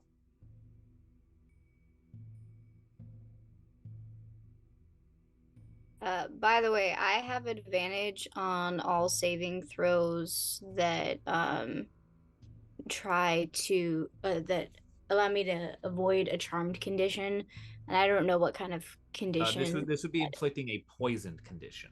Inflicting a poison condition. Oh, okay. So it is Constitution to avoid poisoning, because the effect of the poisoning doesn't really matter to you, because I don't think anyone shot you yet. No, not really. Yeah. But it's always a good thing to know whether or not you can gain hit points. Yeah. Constitution 14. Okay, 18. Yeah, you're fine. Okay. You're just fine. You're fine. Taylor, it's fine. just fine. All right. Stab it, Robin! Stab the zombie! That is what I'm going to do. I'm going to cast my Ice Knife, stab it. I'm going to cast it at 3rd level. So if I do end up getting to hit it, I get to do 2 extra d6. Now, I would like to point one thing out. With Ice Knife, it is a ranged attack, so you will be rolling with disadvantage to hits. I move back. All right, you move and back. I cast Ice Knife. FYI, that will mean it's going to use its reaction to try and like grab at you. Okay. Like, I'm sorry. Like, there's no real good answer to this. Just you got wound up in melee with a freaking zombie. Yeah. It's gonna roll. It rolled a 15 to hit. Yeah, it got me. All right, cool. You're gonna take. Good thing you're one of the ones who can still get hit points. Yeah. You take 5 bludgeoning. Okay. And 13 necrotic. Well, hold on. 5 bludgeoning, so that's 6, and then 13 necrotic. Yeah. 23. Okay. Yeah, it's a big one. Yeah. Okay, and then I'm gonna do. Now just murderize them. At 10. You got 10 total to hit? Mm-hmm. Yeah, it's his armor class. So I barely make it? Yeah, you actually fucking hit him. Yes! Like, that's what I was saying before. It's like, I should feel bad about not bringing someone with an armor class to this fight, but y'all are like rolling 20 plus every time. Alrighty. Alright, so that's gonna calculate everything. So 24. to make a deck save to avoid the extra damage. That's not gonna do it. That's an 8. So he takes 24. 17 piercing and 7 cold for 24. All right, yeah. Yeah, he doesn't. He's not immune to any of that shit. So that's 24 total to him. Oof! Ow, he is really hurt. All right, so that's your turn. Yeah. Oh, I have a question. Yep. Is my conjuration or minor conjuration feat, is that a bonus action or is that just a action? Because it doesn't say on here whether it is as like the feature that I have. A minor conjuration is part of being a wizard, right? Yeah. All right, so I'm gonna double check that because that's a level. Where is it? Minor conjuration. What level is that set to? Cantrip. It is a 2nd level feat for wizards. When you become a conjuration savant, you get minor conjuration. I'm trying to see because you're a conjuration wizard, right? Yeah. Yeah. Beginning when you select this, go at 2nd level. That's why I have proficiency in most of my stuff. Yeah, conjuration. So it costs half as much money to make it to copy a conjuration spell.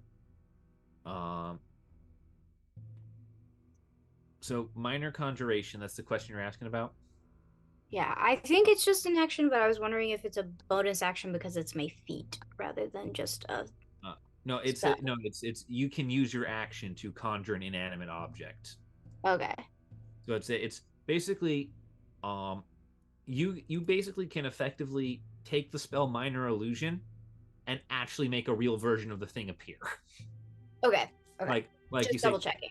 Minor illusion, a shoebox. Minor illusion is it say no, I conjure the shoebox. Okay, got it. The shoebox is real. Yeah. Yeah, it radiates light for about 5 feet and will disappear after 1 hour. So basically you can just keep summoning the ruby red slippers all the way home, Dorothy. Cool. The cake is not a lie. All the right. cake I is was just actually a double-checking. hydrogen bomb. Because otherwise I was going to throw like uranium. a cannonball at someone. But yeah, right. you could definitely make it. You could definitely take a large rock, summon it in your hand, and then just drop it as part of the same thing. Or even just summon it above them because it's within like 5 feet of you. Yeah. Oh my god. Give him the bonk. Yep. That's what Yeah, I you was could- gonna do when they were on the cliff. I was just gonna let gravity take its course. Oh my god! You were gonna acme anvil I need- them. I Yeah. need I need to introduce you to this first level spell, Catapult. Take a rock. It now flies at Mach speed. There we go. All right. But yeah, that'll be my turn then, since I don't want to use any of my like bonus action. That's just to like teleport and stuff. So Yeah.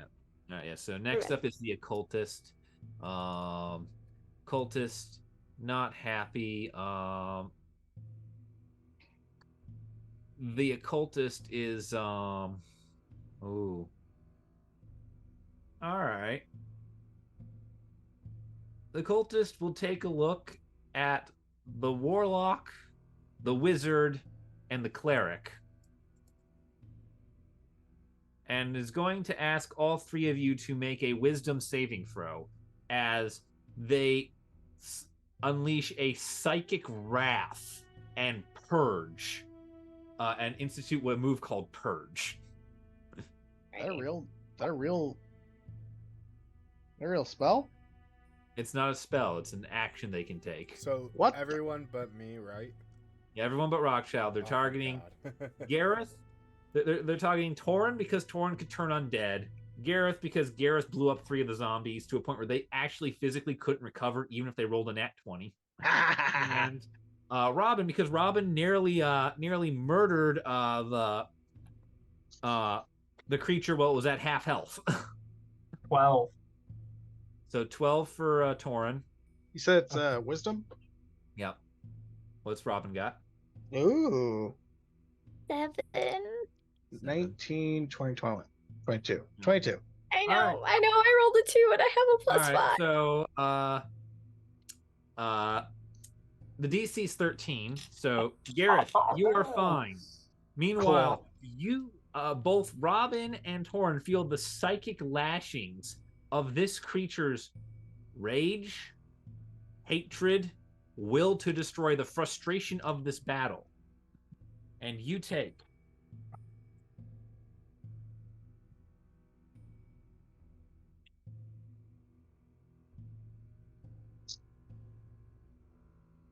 You take 20 points of psychic damage. Oh! Yeah. What? They took 20 points?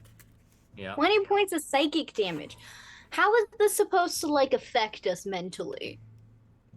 I Basically, assume the Ouroboy occultists, all their like negative emotions, all their will to just destroy the world is leaked out into you, and your mind snaps back from the sheer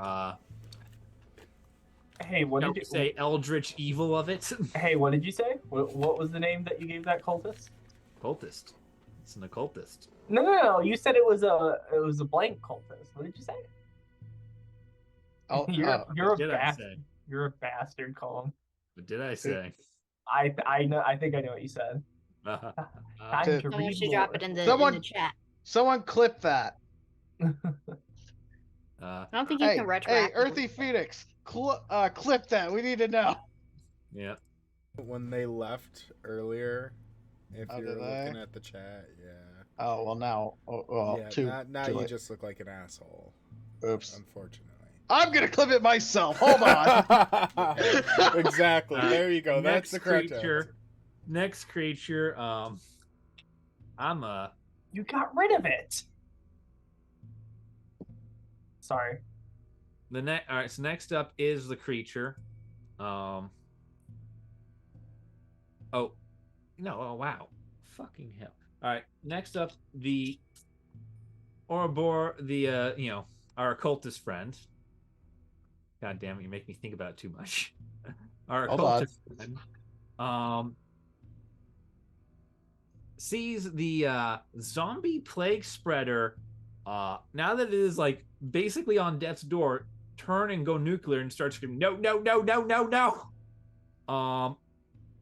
Everybody, including the occultist, please make for me a Constitution saving throw. Oh. Why's it gotta be Constitution? As it begins leaking virulent miasma. 14. No! It teetered on All an right. 18. All right, so 14 to Torren. What do you guys have? I got a nat 1, but with my modifier, it's a 5. Oh, All that's right. really good, Gwen. Guess who clipped Right? it? All right. Am I gonna die? Mm-hmm. Tell him if you kill my So- child, I'll kill you. All right, so Torren is fine. Robin will take the effect. What'd the other two get? Rockchild's got a 5. Gareth? Yeah. Oh, what am I rolling for? I was clipping. I had a 5. I need a Constitution saving throw from you, Gareth, against the virulent miasma of this beast. Oh, shit, what was my modifier? +2, 13. 13. Okay. Rockchild, Robin, and the occultist. All. Oh shit! I just blinked out of existence. Yay! Get back here. Get back here, get back here, ZPS. There you go. I clipped it. What'd he say? Or a Borai. Or yeah, okay. Yeah, it makes Check sense. Discord. Anyway, everyone is going to take. So, the 3 who failed. So not Torren, not Gareth, but Robin and Rockchild all take, along with the occultist, all take 15 points of poison damage. Motherfucker. Well, I am down. Oh, that wasn't that bad. I thought that'd be a lot worse. Cool. It is. Oh, I shouldn't have said anything. It is. Robin. Yeah. Robin. Yeah. As you fall to the ground, Torren, you're a man of much clerical prowess, are you not? Oh, yeah, that's what they tell me.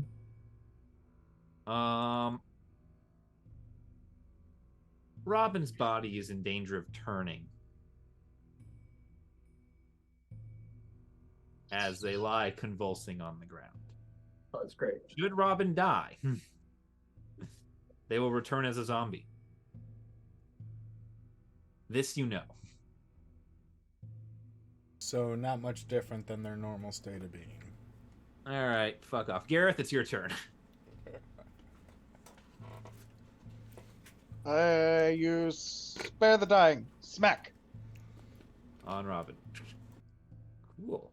All right, you cast Spare the Dying. Yay. Gives me 1 health point, right? No, it means you're not going to bleed out. And Oh, you're so I'm into a still zero. at 0. Yeah, you're still at 0. But I don't have to make death saves. Yeah, you don't have to make that save. So, Gareth, Okay. you Spare the Dying. All right. Yep. That's your turn. And just so cleric just so the occultist doesn't get any more funny ideas, I'm just gonna move right next to her and be like, try to cast anything now.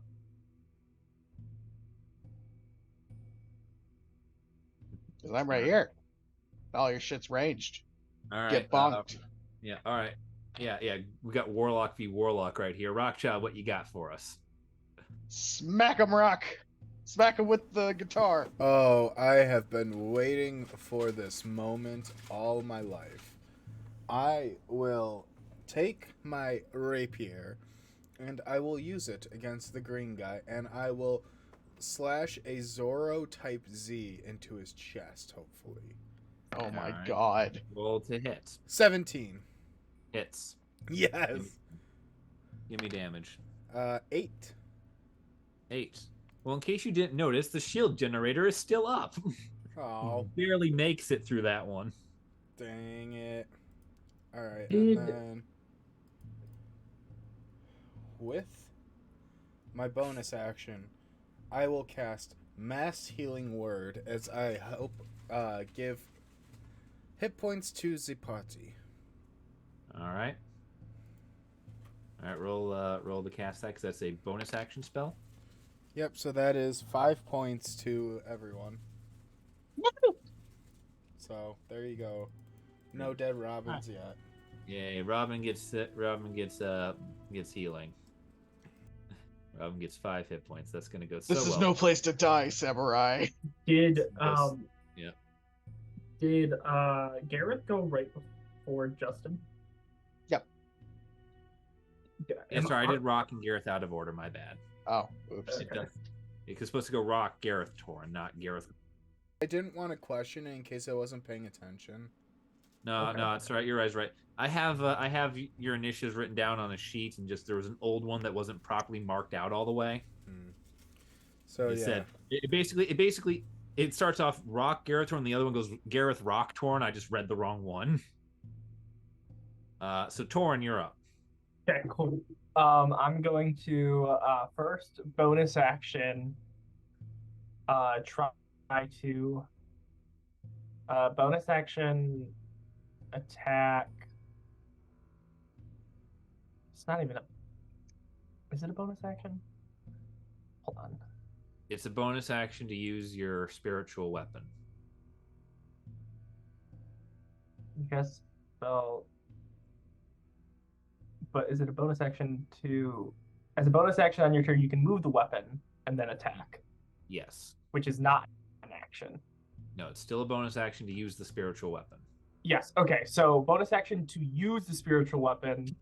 First, it's movement, so that it's gonna get flanking with Gareth. Sure, just float And out then- over the abyss. Yeah. Does a 12 hit the wizard? Barely. barely it is. That's going to be 9 points of force damage. It's just this beer bottle just crashes down on her head. She teeters on the edge for a moment, looks at you with absolute horror at the zombie plague slowly spreading across her body now. And she falls back into the waves. You killed her. Lovely. And Robin is up. Robin has been healed for a little bit. Robin is prone, but Robin has 5 hit points. Cool. I'm gonna kind of like kneel by Robin. Robin is now healed, but we still have this. Okay, so Robin's healed, not immediate in danger. I'm gonna load my crossbow again, and I'm going to attack as my action. Attack the zombie. Excuse me, the zombie. Yeah, attack the zombie plague spreader. Go for it. He's the big That was a 14 plus 7, so 21. Yeah, 21 hits. 21. All right, D8 plus the D6. Okay, that's 10 plus 4. That's another 14 points of damage of piercing. All right, cool. All right. Real shame there. He rolled a 5 to revive himself. So he's dead too.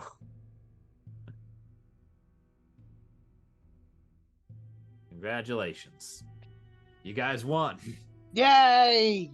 And we didn't die. Yep, I had 2 big booms and a bunch of people whose the highest armor class in that fight was an 11.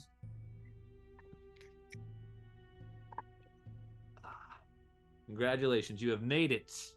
You have made it to the cliffs of the Tywardearth. Okay. We love that. Yep. Made it far, far north. Alrighty. Robin is also emotionally scarred from the psychic damage that they took.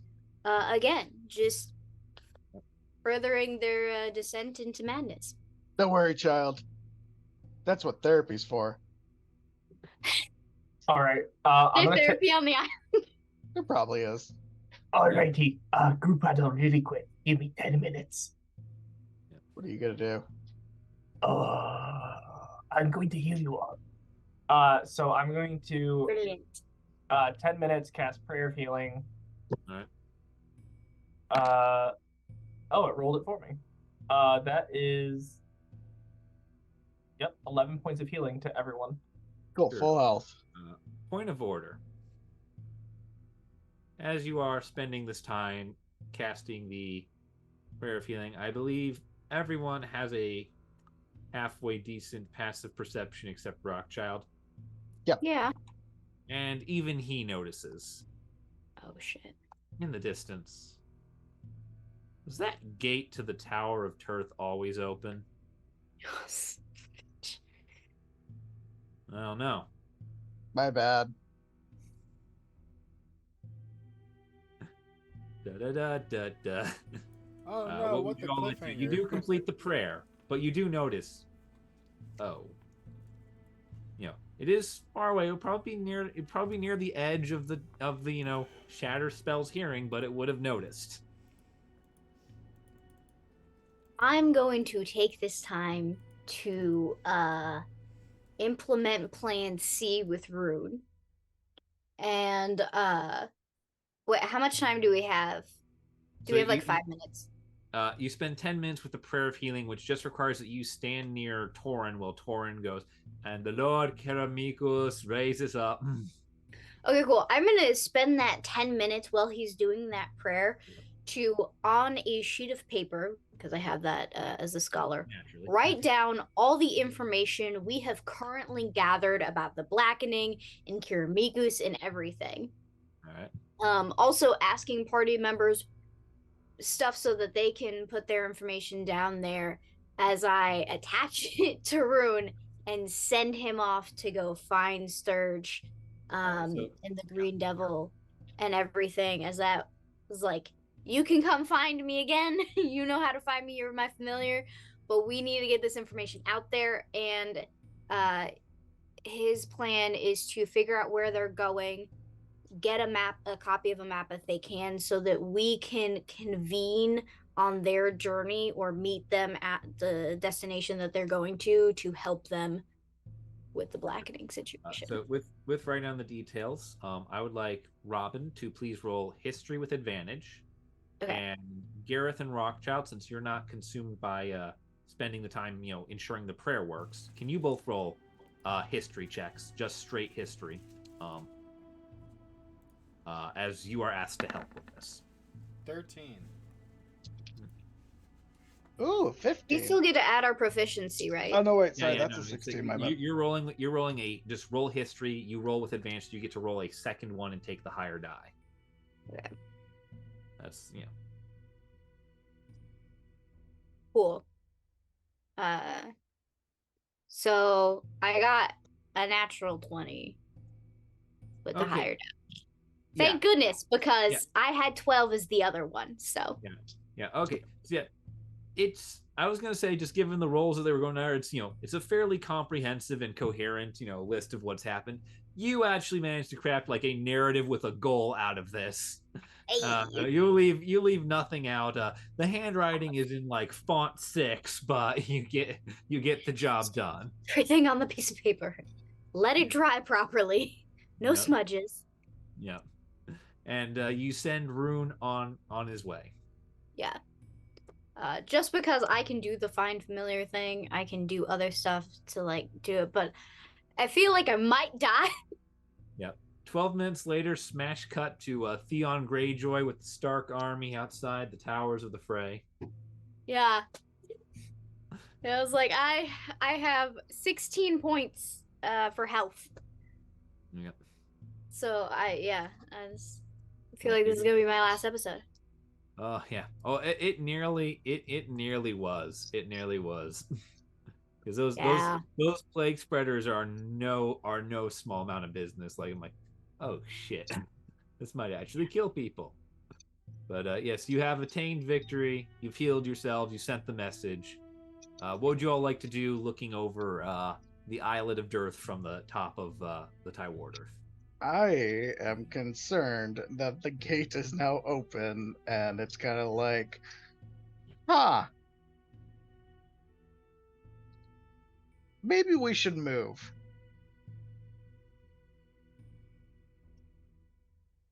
Question. Since I am an Eladrin, my hours for a long rest are different. Does that also change for a short rest as well? No, a short rest remains the same. Regardless, it's just you don't have to sleep in the same. It takes you half as much time to sleep. I'm gonna pat Robin on the head. Okay. It will be okay. And I cast Cure Wounds, and that is 3 plus my spell. You get 7 points of healing. Okay, 7 points. And that's not. I just need a short rest to regain 1 spell slot. And I'm gonna do it again. I'm like, I don't feel like that one had enough juice, so I'm gonna do it again. That one's much better. That's 11 more points of healing. Okay, so I'm at 34. That's a lot better. Occultist. I don't feel like we have enough time for a short rest. It's always a cultist. Yeah, a short rest for you at this point would be another 50 minutes of sitting up here on top of the cliff. Yeah, probably not the best idea. Yeah. Do you guys want to try to find a better height advantage of where it is, or do you want to try to bottleneck them? Well, the thing is, if we run really fast, we could throw them off the trail and we get back to the island. We steal the boats they get off the island with. So don't we have to go past the tower to get to the island? So I'll take the tower. The geography of where you are. You are standing on a cliff face. Straight down, there is the water that is, the Sea of Venzor, the perfect mirror-like surface, briefly disturbed by the falling bodies. Yeah. To your right, at about the edge of shatter range, so about 600 feet away, is the Tower of Tirth, whose gates are now ominously open. Both you and the tower, looking down over the water, can see just a little ways out a island that's known as the Islet of Dearth. It's a little ways into the water. You probably have to climb down and swim to it or find a boat or however these people got across. And the island looks like you could probably walk the whole thing in an hour. It's not a particularly big island. From up here, you can see a vacant hangman's noose swaying in the breeze. That's where we need to go. From atop the island. If you were to go, you can try and scale the cliffs down. You can try and sneak around, whoever's coming for you. Do a lot of things, but you so far do not see boats. Do we see any dead people on the island? Is there anyone in the noose, or is it too far away to really make out bodies? I will say you're near enough to see that the noose, the hangman's post, is currently unoccupied. You can just make out the noose, but you don't see the form of someone hanging there. Which Torren, as a member of the Venzorian corrections facilities that you were, that is strictly against Venzorian policy. Someone must always be hanging in the Islet of Dearth.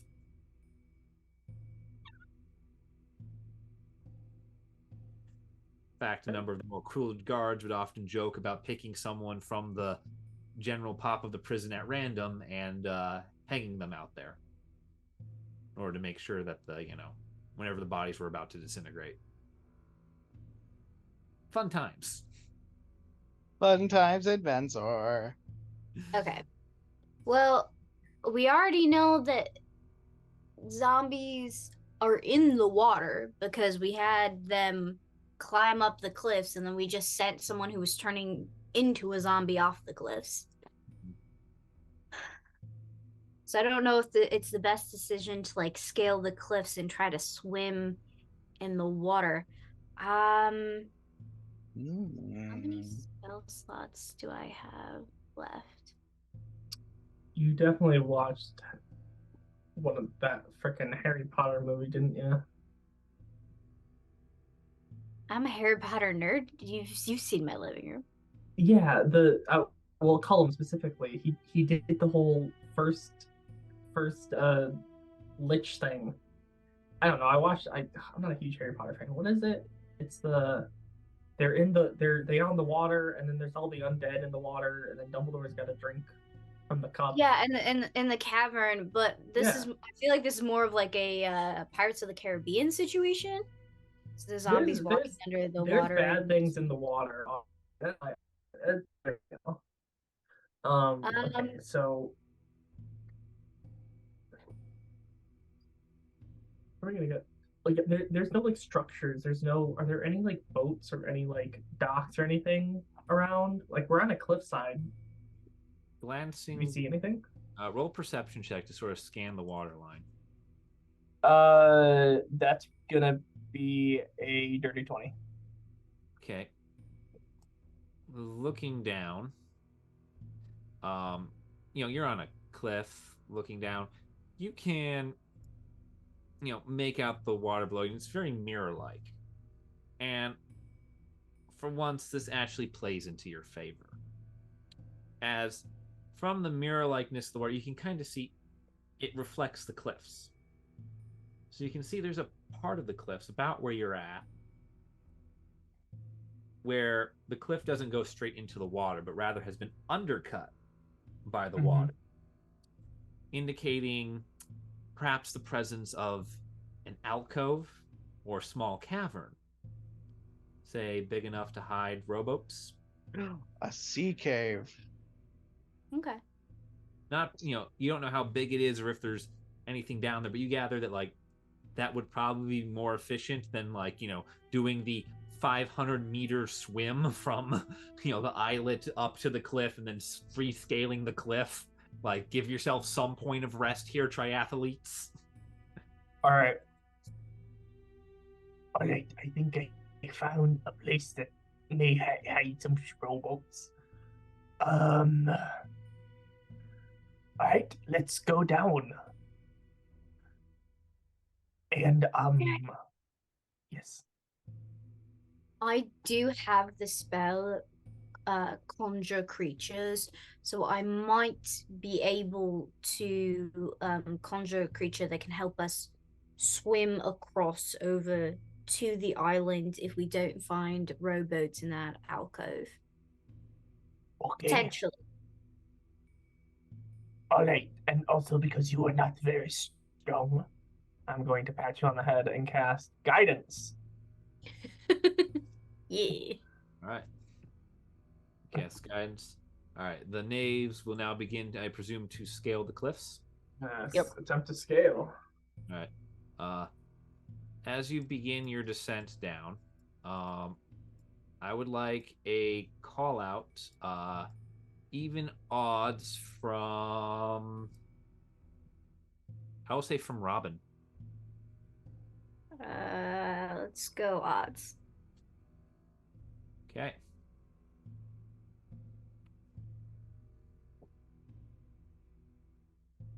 That's unfortunate. So, as you all begin to make your descent, you hear the sound of someone screaming. It's a high-pitched reptilian voice, let's say, shrieking for help. About 60 to 100 feet further inland from where you are. Do you want to go down the cliffs or figure out who's screaming for help?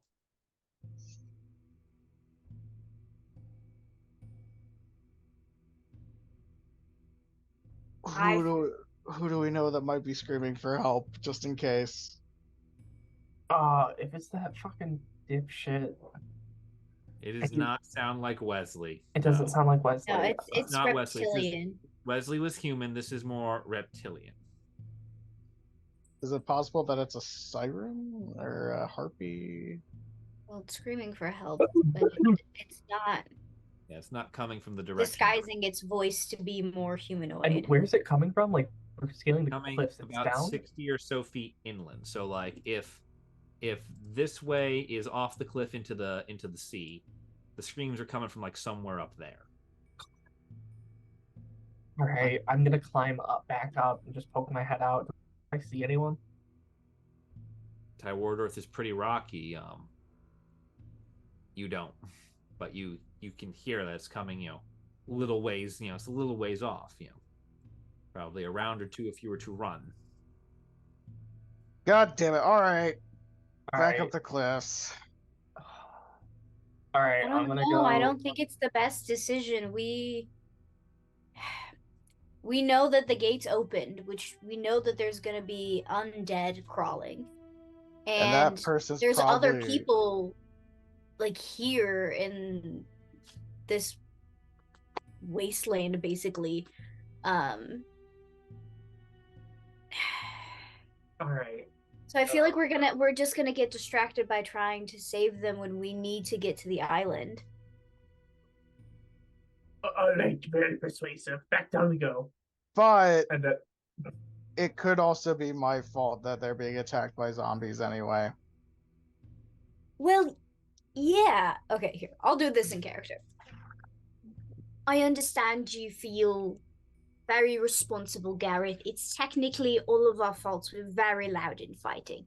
However, we do have to prioritize what we're doing. We're already distracted on several of the missions that we have. We, as Keramikos said, we need to focus. And saving this one person versus destroying whatever we need to on that island and then going and destroying the blackening, I think is a better choice. Maybe not the most morally sound choice, as it is very hard for me to make this decision, but I think it's the decision we need to make. As this conversation is happening, you hear, "Get off!" 5 minutes, in and out. 5 minutes. I don't know. 5 minutes, in and out. Bye. What's the point of saving the world? What's the point of saving the world if we keep letting people die? But what's the point in saving one person if we damn the entire world to the blackening? 5 minutes, in and out. Bye. This is very much the trolley problem, and trolley problem's stupid. But then I'm gonna look at Robin and go, no, I unfortunately think the child is right on this one. I think we really should prioritize the blackening. Considering I'm the one here with the forefront experience, I tend to vouch that I think it should be a priority to try and fix.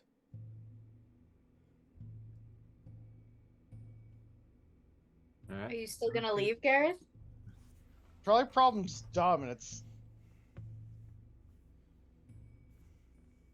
literally, it's just one. It's like one person who needs help. Come on, it won't take that long. You're willing to risk countless amounts of lives to try and save one singular person. Yeah, we don't know how many enemies are there. We don't know if it's a horde. We're already low on health. Like, we took a lot of damage, and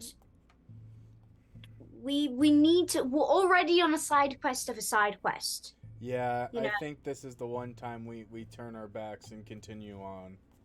You know what? I think. Hey, Colum, what the fuck is that? What the fuck is that, Colum? That's a horse. What the fuck's behind the horse? It's a horse. People who need help. All right, let's get out of here quick before they find us. Those people need help. Yeah, let's get out of here quick. Those are the people who need help? Oh my god, it's the Raksha, isn't it? Nope. It's not. The Raksha is a tiger. That's not a Raksha. This is a horse. What is above the horse? I'm going to lean over to Do you Gareth. choose to help or not? I'm going to lean. feel the strong need to help. Gareth, Does the listen Knaves to me. help? Choose. You All right, must. I'm going to tap Gareth on the face, give him the blessing of the trickster, and he's like, "Why didn't you figure out what it is?" And then I'm going to continue to go back down. Same. I don't Cool. want to split up. So you have like, you have advantage on stealth checks. So go for it, bud. I need to know. All right, so Gareth is the only one going. So Gareth, can you please place yourself somewhere, say, in this valley? Okay. All right, and I presume you're rolling stealth to like approach quietly. Yeah. All right, so you're gonna find the following scene. There is a horse. It has had its side ripped out open and torn apart. There is a small kobold. Its head is currently clamped on inside the mouth of this other creature. And there is a second kobold, currently barely prone, barely holding another one of these creatures above it with a knife, struggling and screaming desperately. Roll me your stealth check with advantage, and then roll me a either perception or history check. Okay, so stealth.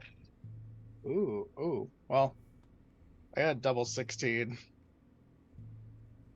All right. You're pretty well hidden. Neither of these creatures, either the ones feeding or the ones fighting, seem to have any reason to notice you. Cool.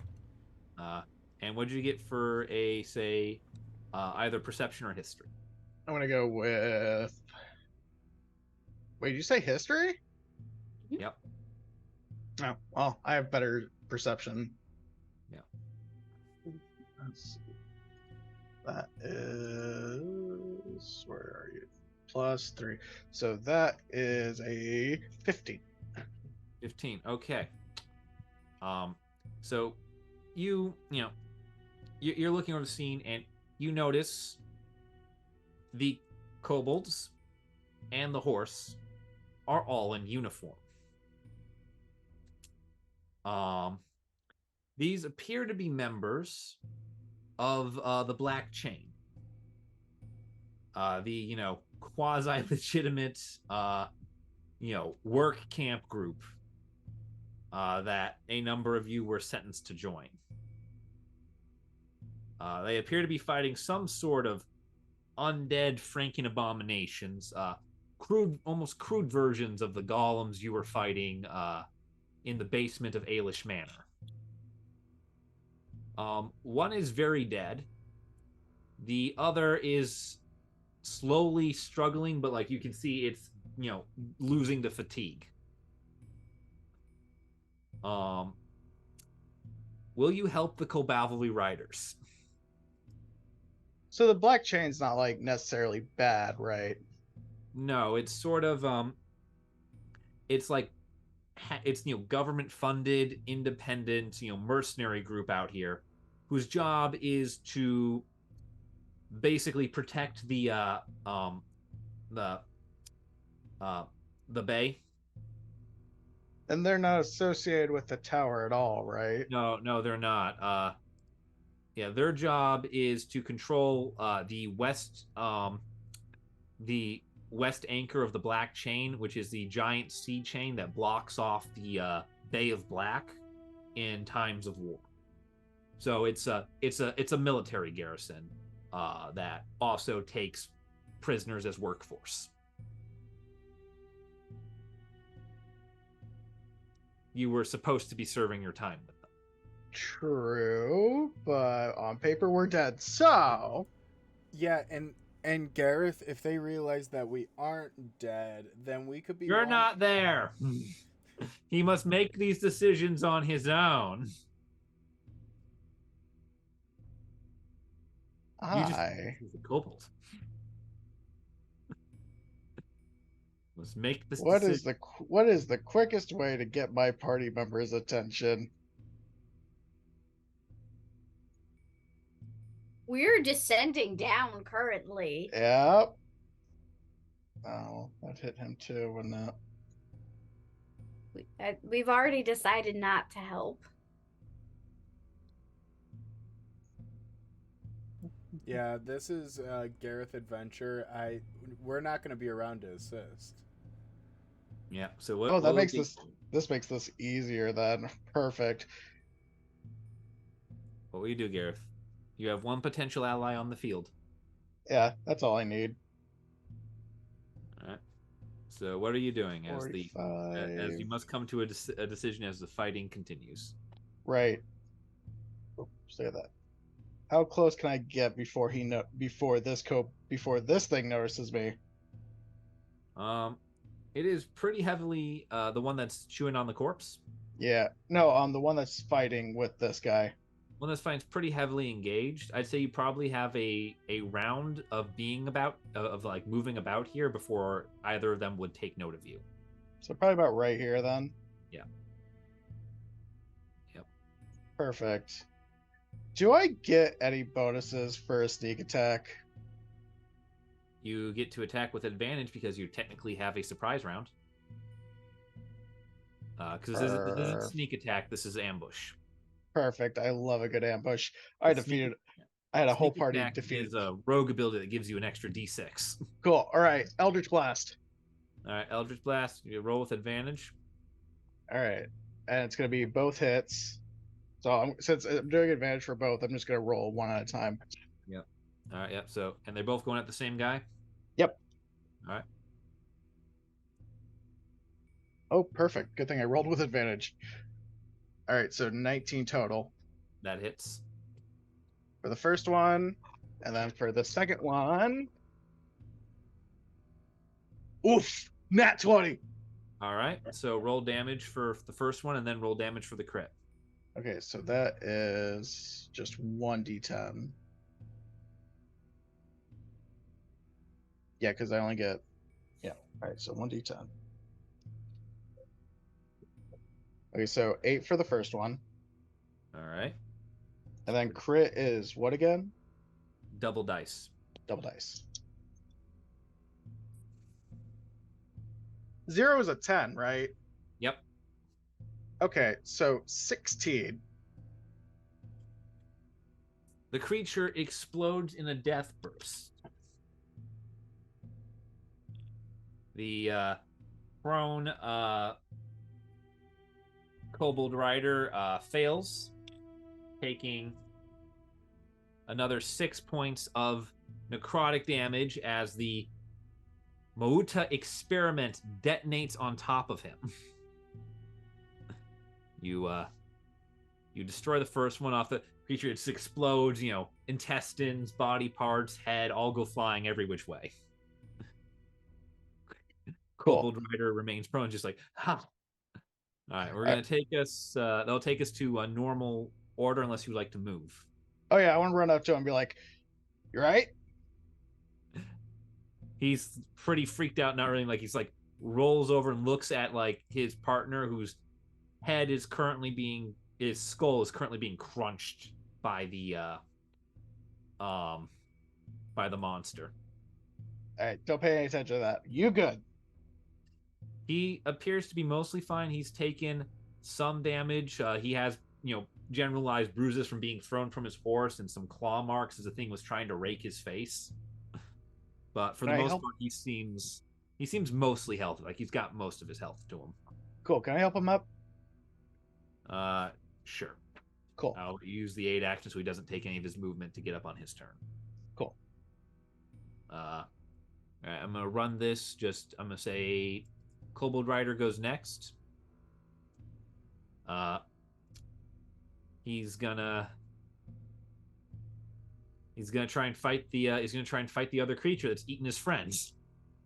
So it's called a Muwata? Yeah. It is a Mauta experiment.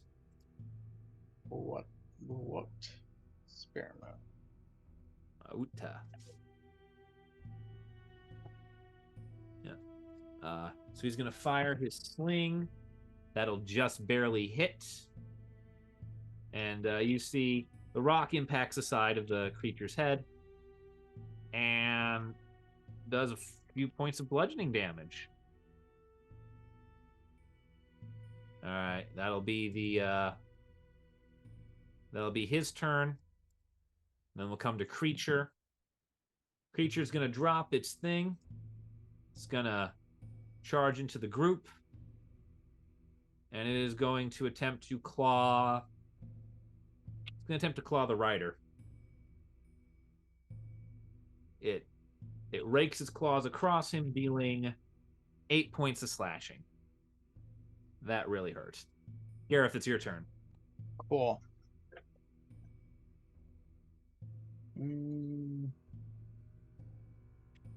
Oh, that's right. That's only. What do I know about Muwadas? You know that the Muwada are the necromancers that live in that tower. And it's an experiment, so it's an amalgamation. Yeah, it's a horrible flesh golem. Flesh. Yeah. It looks like a horrible Franken version of the thing you saw in the Aelish basement. Cool. No, that requires. Okay. I'm gonna go ahead and hit him with the good old bonk. All right, go for it. Oof. I don't think that's gonna get it, but it's a 5 + 6. So an 11? Yep. No, unfortunately, it's too aggressive. It moves too fast. You don't quite get it. Yep. Can I do?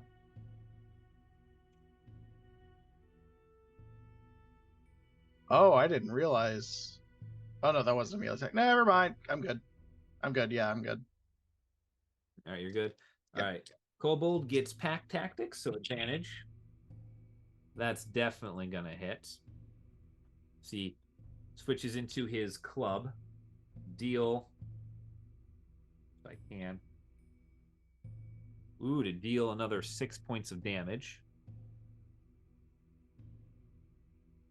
The experiment is going to. Yep, the experiment is going to activate its energy pulse. Gareth, you and the Kolbavli rider will both must make a dexterity saving throw. Cool. I'll use black and red. 2. Will 14 work? A 14 succeeds. The rider got a 10 and fails. The rider is knocked prone and takes. So he takes 10 points of damage. You take 5. It's not bad. He is knocked prone. You are not. It is now your turn. Cool. I can. So pack tactics works as. Pack tactics means that as long as there is another ally within 5 feet of the kobold gets advantage on attacking things. Okay. Oh, so much for Cloak of Flies. Unless only within 5 feet. And then Cloak of Flies. Oh no, I'm sorry. If you're within 5 feet of the creature it's targeting, it gets advantage. Oh, perfect. Yeah. No. Yeah. See, you can go to the other side. Yeah, and then I can activate Cloak of Flies. So when it starts its next turn, it takes poison damage. Yep.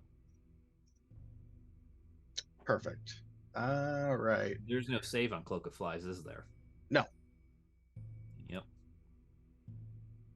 That's all right. For him. We're gonna hit him with the bonk. All right, go for it. Ooh, even better. 17 plus 5. That'll hit. And then 16 plus 2. Or sorry, not 16 plus 2, my bad. 1d6 plus 2. Yeah. Like well, that's a 1. So 3? Yeah. All right. That's going to bring us to the kobold's turn. Kobold gets advantage. Even though he's prone, he's going to strike at the creature on the ground. That's going to be a 16, which still hits. Yeah, it definitely still hits. So that's going to be another.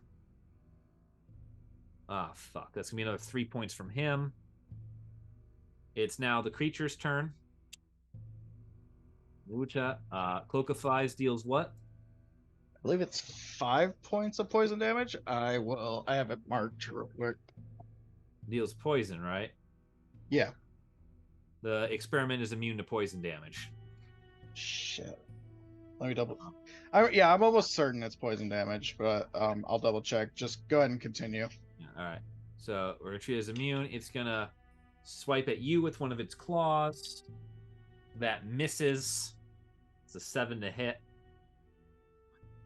It's gonna bring us back to Gareth. Yep, it is. It is poison damage. You notice the flies don't do anything to it. All right. So he attacked me, right? Yeah, he tried to. He missed. Okay. Unless your armor class is worse than Robin's, he missed. Oh yeah, no. All right, hitting him with the bonk. Okay, I think this will work. 13 plus 5. Yeah, 18 hits. All right. We do better. Okay, 4 plus 2, 6.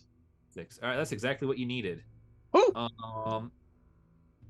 It's going to death burst. Please make a dex saving throw. There we go again. Okay. 12 plus 2, 14. 14. Cool. So you take half damage. So you take 1 point of necrotic damage. Cool. Because it rolled 3 total. You are both hit with its burst as it explodes into blood and guts and gore. Cool. That's always fun. Cool. Walk up. Is on his last freaking hit point too. All right, I'm gonna walk up to him and be like, "All right, yeah." Thank you. He's, little lizard fella, little, red snoot and the, rider's hood. He's, trying to get up and he's, limping and falling over. He's in a real bad way. Well, too bad Torren's not here. Not many would come to the sound of screaming out here except to pick the bones. The dead ones. Oh, that's fair. This ain't exactly a nice place.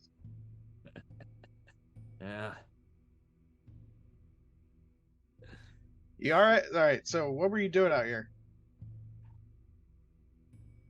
Riding from the gate, northbound patrol. You came from the gate, the tower? No. Tower's gate? No, the gate. The gate of the Black Chain. Oh. Right now, north, about half day's ride south of here. We, rumors got the locals all spooked. Monsters, demons, dead folk walking up again. Usual Moada bullshit. That's what it's supposed to be, but fuck my lot. I'm the one they chose to look into it. What's the usual? I mean, I've already seen some of the undead. Killed an occultist earlier. Usual shit. Wada steal you, kidnap you, put you in the tower, make you into some god awful thing. Occasionally gets out, runs the plains as a boogeyman. Yeah, like that. That ain't supposed to exist. That's just a freaking bedtime story. The druggies on withdrawal make up out here to cope with the hallucinations. Believe me, we have quite a few. Yeah. Don't pay no mind to them, except, well, something's been snatching those hanged out at the islet, and well, quite frankly, folk back in Makari prison have grown quite tired of the requests for replacement bodies. Fair. You wouldn't have to know how to get out to that island, would you? I've been sent to investigate. Well, happen to be in the area, so we could always go back and ask the garrison commander for a boat. They keep them mooring down low. where the chain lowers into the aisle. But other than that, probably have to swim, and I really wouldn't recommend that. So there's Kinda no dock around nuts. here? Ain't supposed to be. By it's- all right, there shouldn't. This is past the chain. Any dock out here would be violation of national security. Seeing as how opposing force could take a mooring and come in past our gate or besiege the garrison by land. Not that we ain't always besieged being out here. So with the information that there's possibly something more down at the bottom, right? Yeah. From my perspective, potentially That's an a very alcove. illegal mooring. Yeah. Yeah, that's a very illegal mooring if it's there.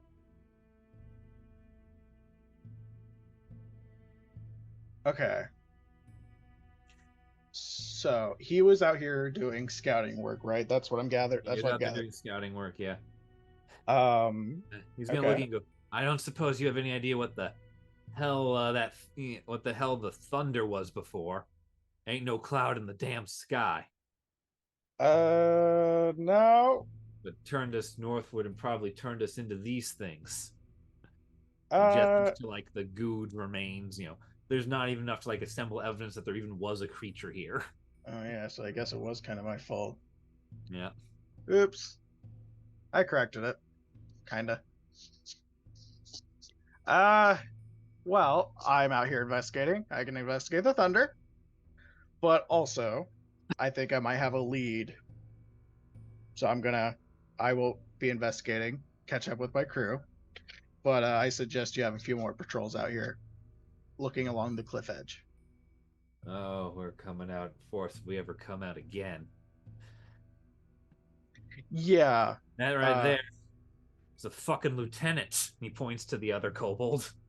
That was a lieutenant that just got massacred. Yeah, that's the lieutenant. It's like, they don't have my hide for it. They're gonna have somebody's. Well, I can guarantee you should have the Muwadas. Yeah. And if you don't get to them first, I think I might end up. Yeah. You can judge now a little bit closer by like his slightly torn up uniform that like this man's probably a corporal. He's probably like the lieutenant's driver or escort. Cool. As opposed officer. Last time they sent a fucking officer on patrol. Oh, we want to see what's going on for real. Oh, the enlisted men are too damn lazy. Oh, half of them are fucking criminals. God damn. Well, I think you can guarantee there's a real threat, and I'm gonna go continue my investigations. Will you be okay making it back? There's no guarantee of that out here, but yeah, I won't have no prissy brass weighing me down with stupid orders. Honestly, that's fair. You got a name, soldier?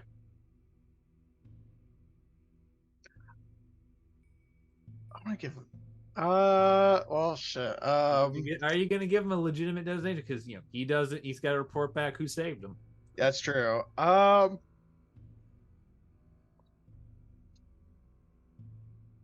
if I used Rock's name? Oh my God! Hi, I'm Saul Woodman.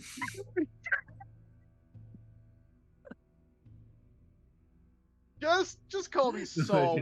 Just call me Saul. Saul Woodman. He's just the Paul Bunyan of this universe.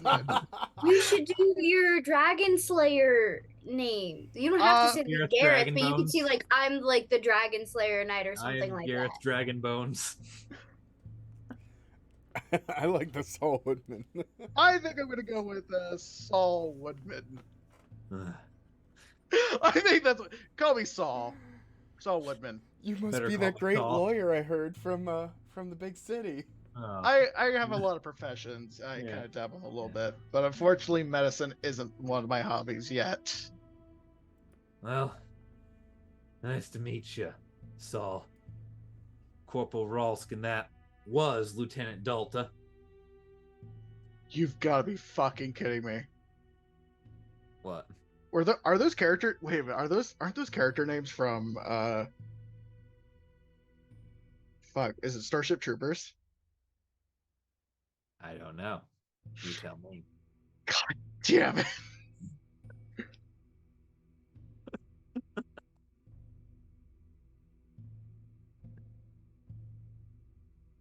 Yep. Meanwhile, on the cliffs, we're going into the back half of this. As the three of you descend, you find out why it was so hard to dislodge all the damn undead climbing up here. There are partially concealed from up above, but you see parts where you can slide your hand or foot in under a rock, and there's a grip there. And then another grip. And then it's can accommodate probably about you could probably easily accommodate about 8 people going up or down this cliff at any given time without having to worry about someone falling on someone else. You begin to descend steadily, and eventually you get to the bottom. And as you sort of look around, you can kind of reach your foot over, those of you who aren't a small child, and you can tap the bow of a boat. Small wooden boat, maybe seats about a dozen, or half dozen, sorry. Blah. Dozen would be big. There's just, small, simple wood boat. Ting, ting, ting.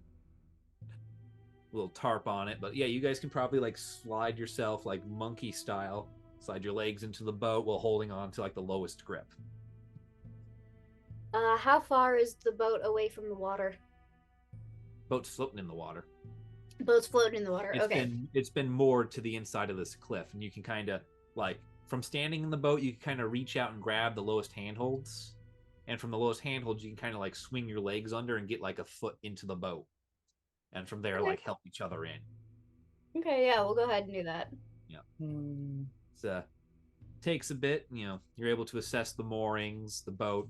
It's all very purposely nondescript. In fact, there's even fishing nets and wires and crab traps and things to make it look like a honest, small fishing vessel to anyone passing by. If you would like, you can steal 2 nets and a crab trap. That appears to be what's actually in functional order here. I would like to steal a net. All right, cool. Add a I will net take to the crab trap. Yeah. Are you gonna be fucking crab fisherman now? If you steal a net, I would suggest dragging and dropping one from the Roll20 compendium, as that can be used as an improvised weapon. Oh, hell yes. Yeah.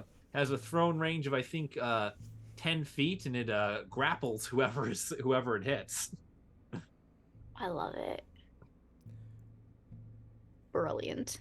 But I think I'm gonna have to jump off here soon. Yeah, no, this is where we're wrapping up. After a few minutes of looting around, Gareth is eventually able to return to you, and the Knaves now have a boat to set out into the Islet of Dearth. Do.